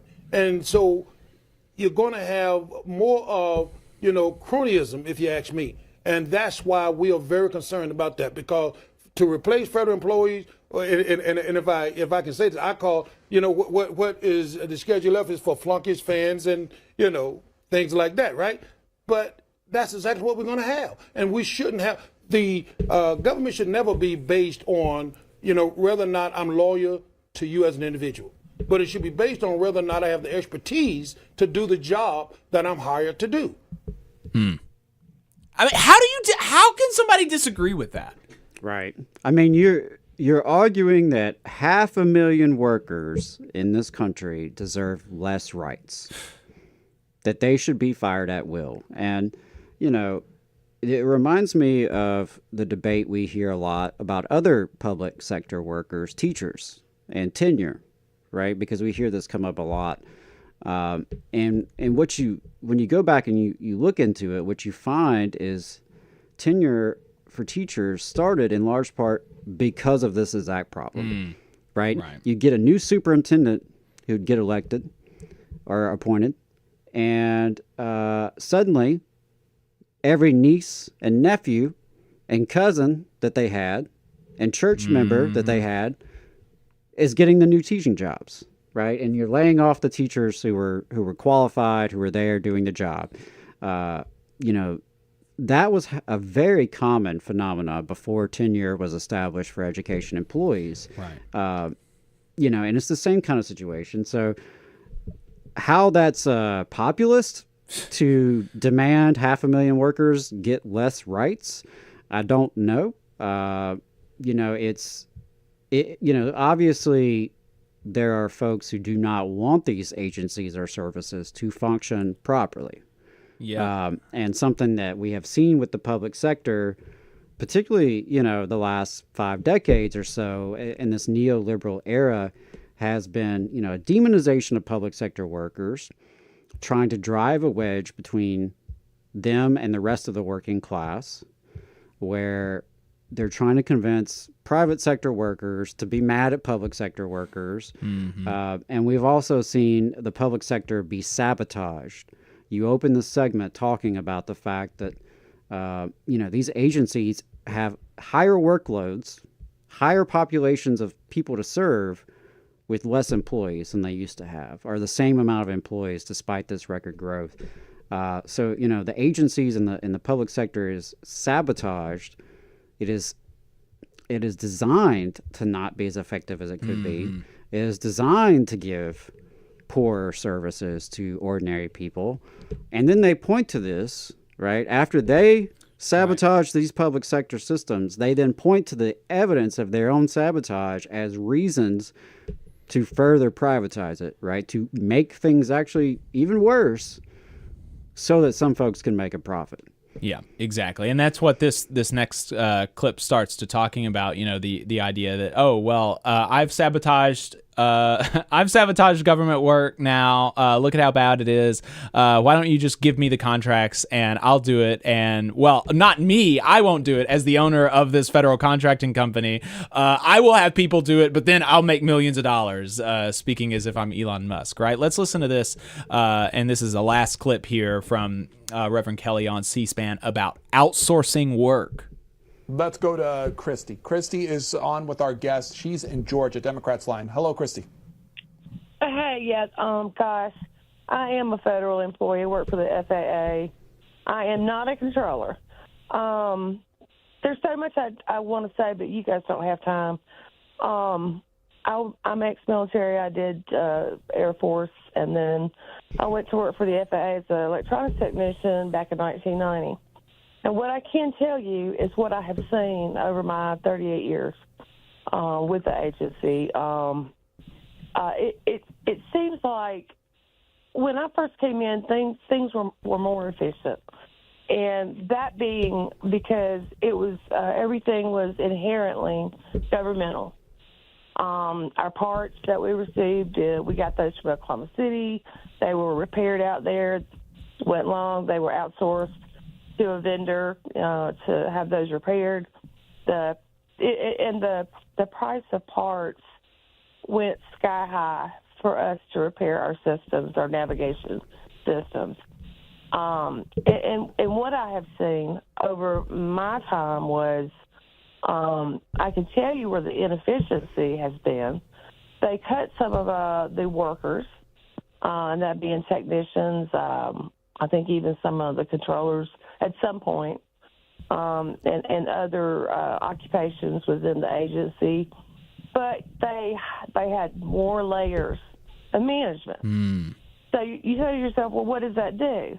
Well, I'll tell you what that does. Nobody makes a decision. I mean, nobody. I mean, I go to my boss and I need something approved, and he can't do it. He's got to ask so-and-so, and then they've got to ask their management. And it's the most inefficient way of doing business that I have ever seen. Okay. We have a union. Christy there in Georgia, thank you for the perspective. Mr. Kelly. I do agree with the sister there. There was a point when, that was work that was considered inherent governmental work, and we began to contract out some of those jobs and those positions and things like that. And that goes back to what I was saying earlier. I have nightmares about the fact that, private contractors, some private contractors, they bid on jobs for the government, right? And they low bid, okay? They low bid those jobs, and then when it's time to renew that contract a year later, guess what? It's 3 or 4 times the size it was when they bidded on those jobs. And, that's not efficient, okay? Because we know that the private contractor, especially when you start looking at service contracts, we spend about $750 billion in those contracts to contractors, and only about $200 billion for federal employees. Okay, so to make the statement that contractors should be doing this work, it's not efficient for the government. When you start bringing those jobs back inside of the government, then you see some efficiency and you'll see some cost savings. So you're saying if you want efficiency, focus on federal contractors? Absolutely. Federal jobs. Federal jobs. Federal contractors, especially the service contracts, we spend about $750 billion versus $200 billion for federal employees. The Congressional Budget Office in April of this year saying 2.3 million workers are in jobs that represent 650 occupations, more than 100 agencies.